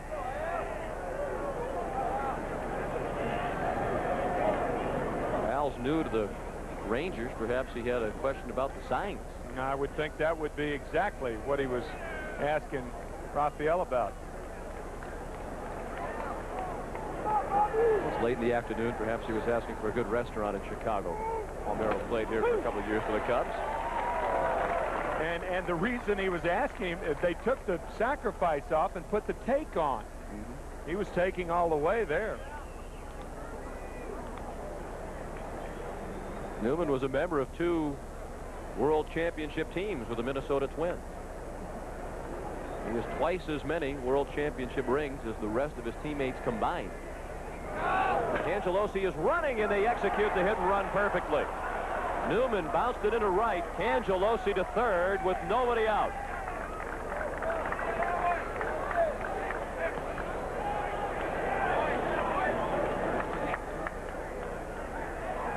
Now this is just a masterful at bat by Al Newman. His first at bat of the day, and the White Sox with Steve Sax covering second base. And the ball just trickles through, and Cangelosi walks to third. You can see Sax covering second, and Al Newman pulling it in the hole, and the Rangers threatening mightily here in the 11th inning. Now Palmeiro with the infield in. He's 0 for 2. He's been hit by a pitch, and he has also sacrificed successfully today. And he looks at a ball high and away. Mentioned Newman played on 2 World Championships. The only other member of the Rangers play for a world champion, Nolan Ryan with the Mets back in 1969.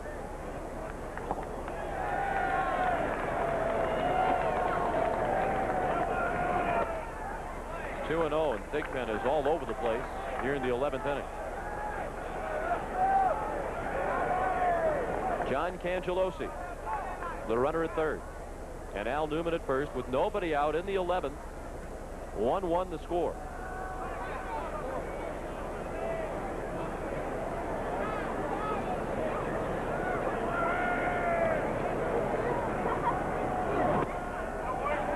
Ball 3. Now Thigpen in danger of loading the bases with Ruben Sierra to follow Rafael Palmeiro.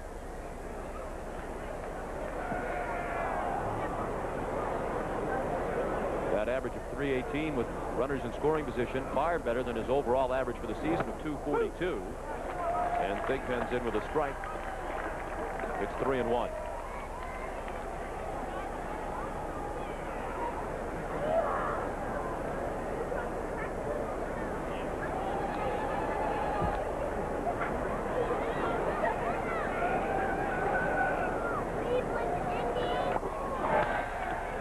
Fouled out of play. Thigpen has battled from 3-0 to a full count. Thigpen pitching to his former college teammate. if you send the runner in this situation, it might work if Palmeiro strikes out. But if it's second, third, then they walk Sierra again to pitch to Gonzalez, who was in there for Kevin Reimer, who started the game.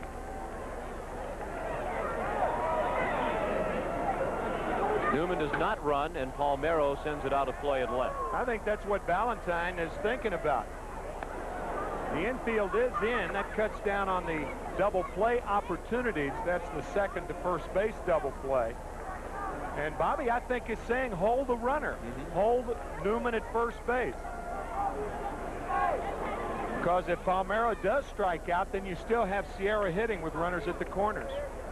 Newman not running again. Palmeiro sends it to right. That should be deep enough to get the run in. Newsom the catch. Cangelosi to the plate. It's 2-1 Texas.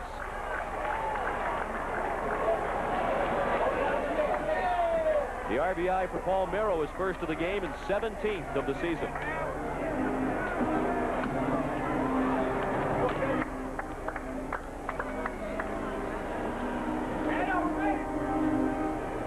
Well, with the big three, with Palmeiro and Sierra and Gonzalez hitting with runners at the corners, there's almost no way to hold this team down. Contact, power, average. But the little guys getting on base, Cangelosi and Newman, help create the lead here in the 11th inning. They pitch out on the first pitch to Sierra, and it's ball one. Sierra 1 for 3, a single in the 7th inning. He was intentionally walked in the 9th.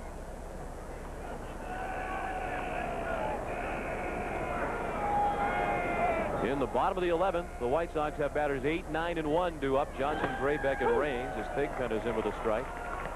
1-1 the count. As soon as this game is over, we'll send you to Tallahassee for the LPGA's Centel Classic. Jim Nance told you a moment ago, Michelle Estel is the leader in the richest event in ladies golf.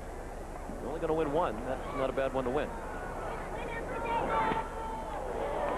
Base hit past the dive of Sachs. Newman to second. First and second, and still just one out here in the 11th.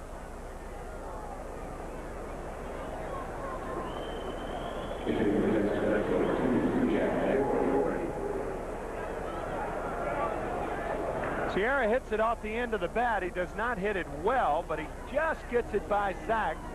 And because it was a line drive, and Sachs could have come up with it, Newman had to hold up.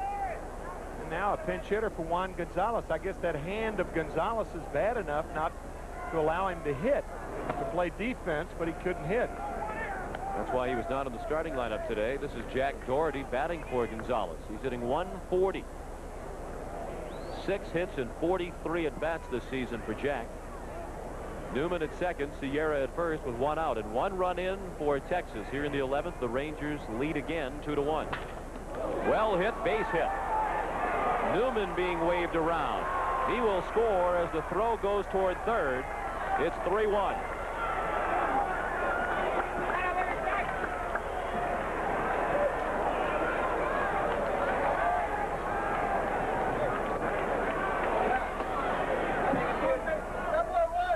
Bobby Thigpen falling behind. You remember the walk to Cangelosi to lead off this inning, and then the hit and run worked beautifully by Al Newman, and that really set the table for the big guns.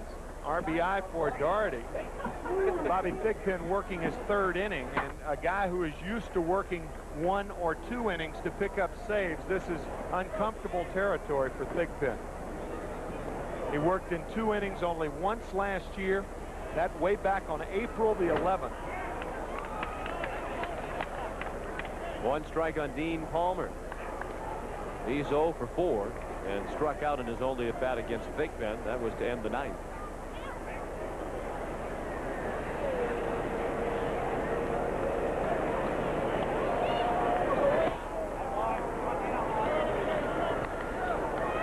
So both managers will be looking for a big performance tomorrow in the final game of this series. Whoever starts, go deep in the game. Right. Kirk McCaskill is the scheduled starter tomorrow for Chicago against Kevin Brown.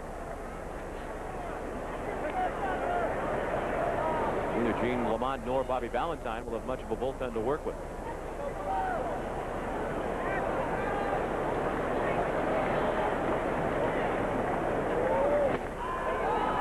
Again, Palmer late on the Big Pen fastball, and it's 2-2.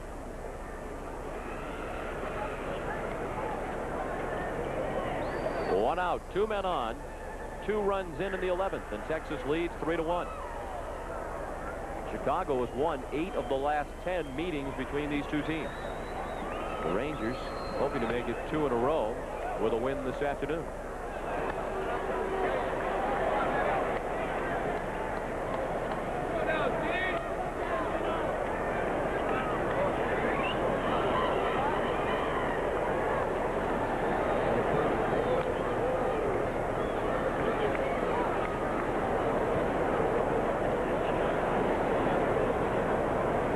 The 3-2 pitch with the runners going, base hit. Everything's working for Texas in this inning. Sierra around to score, and it's 4-1. Doherty to third on the play. Dean Palmer with his first hit of the game. He's 1 for 5, and the RBI is his 16th of the season.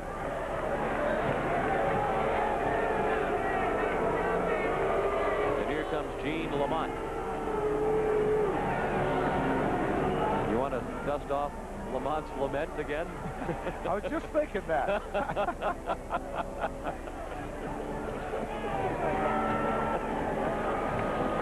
Big Ben departs with the score 4-1 Texas. We're back in a moment.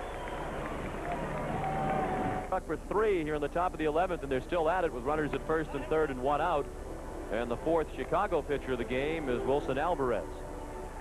Wilson fashioning a no-hitter last year against the Baltimore Orioles. Not too many teams have a young pitcher throw a no-hitter one year and then put him in long relief the next year. Gene Lamont implying to us that come the middle of June, you can look for Wilson Alvarez as a possible starter in their rotation. He's on to face the 7th batter of the inning, Gino Petralli, with runners at first and third. Ball 1. Petralli's over 3 with a sacrifice today. Lefty against lefty, 1 out. You're in a squeeze situation. Bobby Valentine honed his skills in the Dodger organization, an organization that believes in the squeeze. Certainly up by 3. Now with the White Sox lineup, that's not too many. Palmer takes off for second. They pay no attention to him. And now it's second and third with 1 out.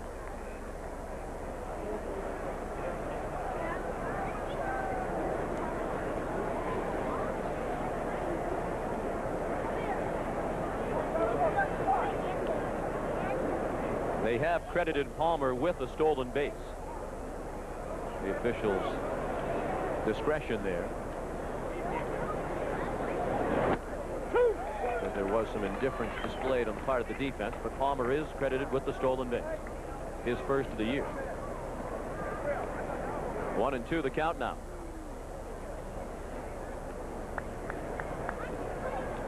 The infield is in for Chicago.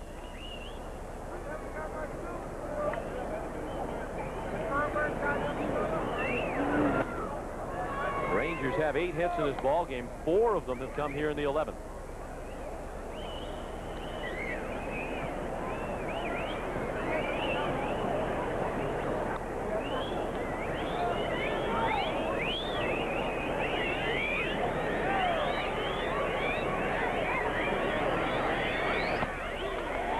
Struck him out.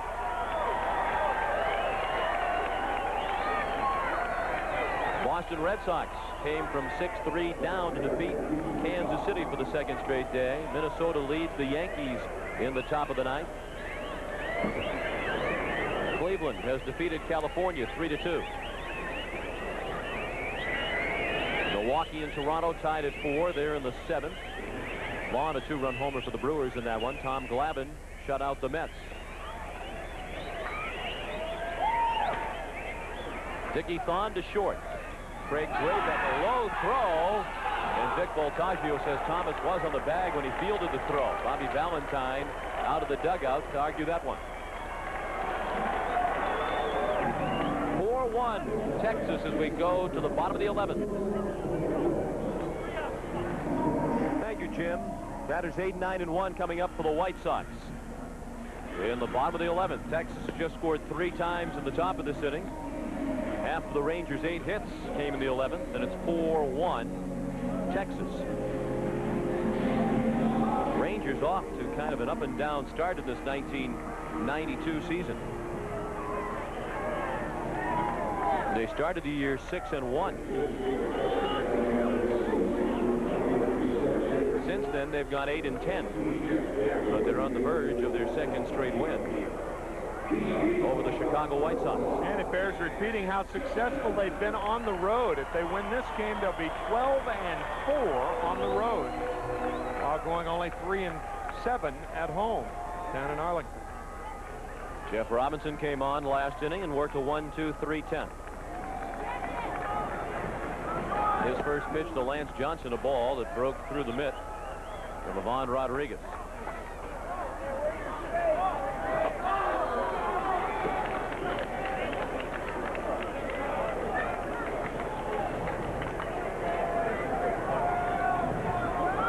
Robinson and Thigpen, the pitchers of record. Robinson trying to level his record at 2-2, and this is his first season with Texas. 2 balls and no strikes.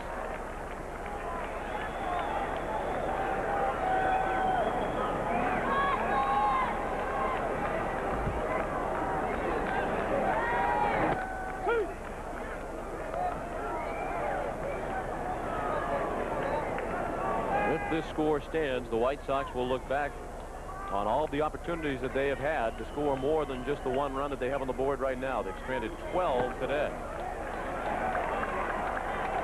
3 balls and 1 strike to count.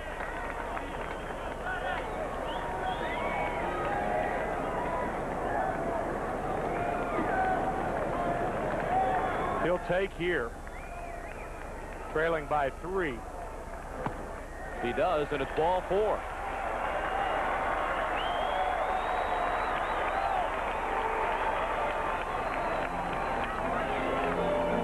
Walks issued by Bobby Valentine's pitching staff today. That's the first thrown by Robinson. Johnson, the first White Sox batter to reach base since Jeff has been in. 10 walks, none more aggravating than the one just issued by Jeff Robinson. You don't mind a solo home run in that situation, but you do not like walks when you have a 3-run lead. Craig Graybeck, the batter. He's over 3. He drew one of the 10 walks. Back in the 7th. That came from Terry Matthews, who was only in for a third of an inning, but walked 2. Now Rodriguez at the mound, and they'll be joined by pitching coach Tom House.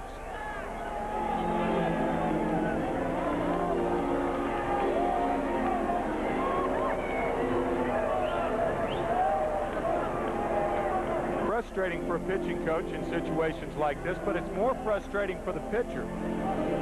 You say you want to throw strikes, and disdainfully they may be thinking or saying, well, that's what I'm trying to do.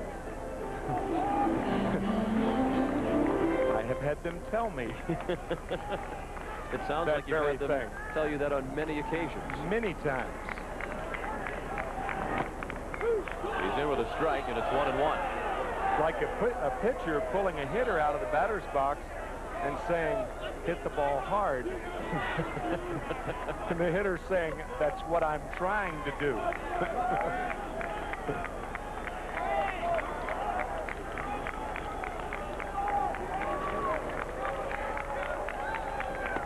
The 1-1 to Graybeck is high and tight.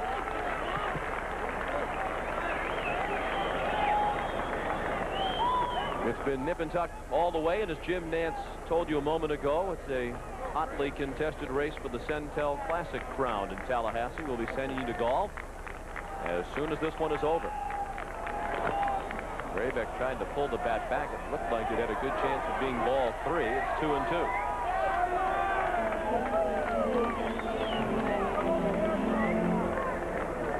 Graybeck hit .281 last year, so they're not worried about his offense as he fills in for the injured Ozzie Guillen. As a matter of fact, before Ozzie's injury, Gene Lamont was considering playing Graybeck from time to time in right field.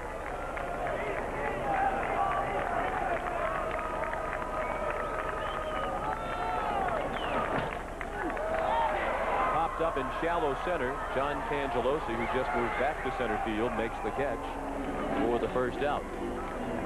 Jack Doherty, who came up as a pinch hitter, stayed in the game and went to left. And Cangelosi moved from left back to center.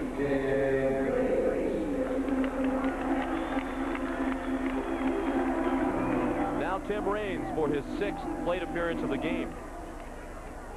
He's 1 for 3 officially with an infield single, and he scored the game-tying run, the only run scored by the White Sox this afternoon, on a single by Robin Ventura, with 2 outs in the 9th. He has also walked twice today.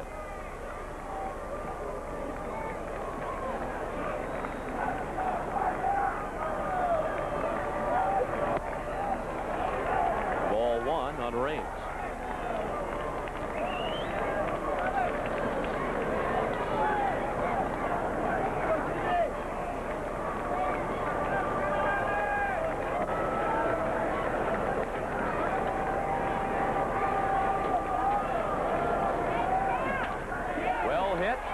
Newman. Throw to first, not in time. Well, Newman hasn't been in the game long, but he's made his presence known. There are 2 outs in the bottom of the 11th. Certainly made a big contribution at the top half of the inning. I think that was the key play with nobody out and Cangelosi running on the 2-1 pitch. Al Newman dribbling that ball through on the right side. Newman, you know, you can't help but make the comparison between Newman and Ozzie Guillen, both with players that exude that joy for playing the game, the enthusiasm. And it may be disturbing because it doesn't stand out that much anymore. Escalating salaries does not necessarily mean escalating happiness. Steve Sachs looks at a ball. Our Chevrolet player of the game is Jeff Huson, the starting second baseman this afternoon for Texas.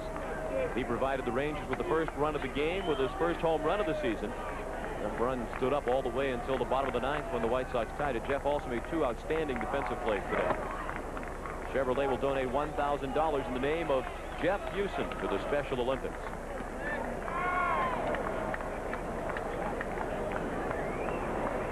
(2-0) the count on Sachs. Now wearing number 7 for the White Sox. He started his Chicago career wearing number 10, but he wanted a single-digit number, and Gene Lamont had been wearing number 7. The manager gave up the single-digit number so that Sachs could wear it, and Gene Lamont took 33, which was the number he wore when he broke into the major leagues and hit a home run in his first at-bat off Cal Coops of Boston. And Lamont was with the Detroit Tigers.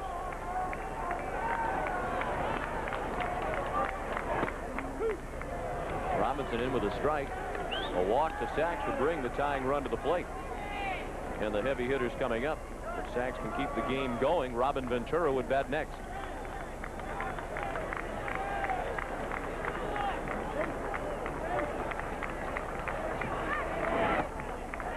And that's what will happen. 2 walks in the inning with a 3-run lead. And the tying run will come to the plate. Robin Ventura, the bat next. And all of the outfielders in a situation like this reminded to throw the ball to second base. The only run you're concerned with, or the only potential run, is Robin Ventura, or represented by Robin Ventura. So do everything in your power to prevent the extra base hit. Forget the other runners.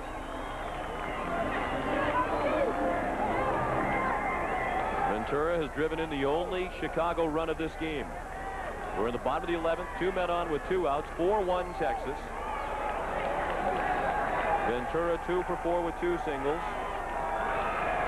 And like just about all the White Sox who appear today, he has also walked. There have been 11 walks issued by Texas pitchers. That's why the Texas outfield is extra deep to prevent the extra base hit. I like the way Bobby Valentine is playing this. He's playing the corners off the lines, but he's playing his outfield deep. That way you hedge against the extra base hit.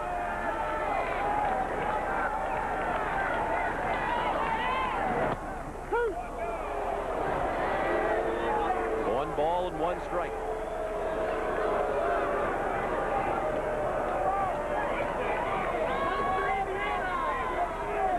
If he hits a home run, do we get to strip Jeff Houston of the Chevrolet Player of the Game award and think it over again? We have that right and power. Yes, we do. As the commissioner of the Chevrolet Player of the Game, I wanted to check with you. 2-1. I think that's a wise decision on your part.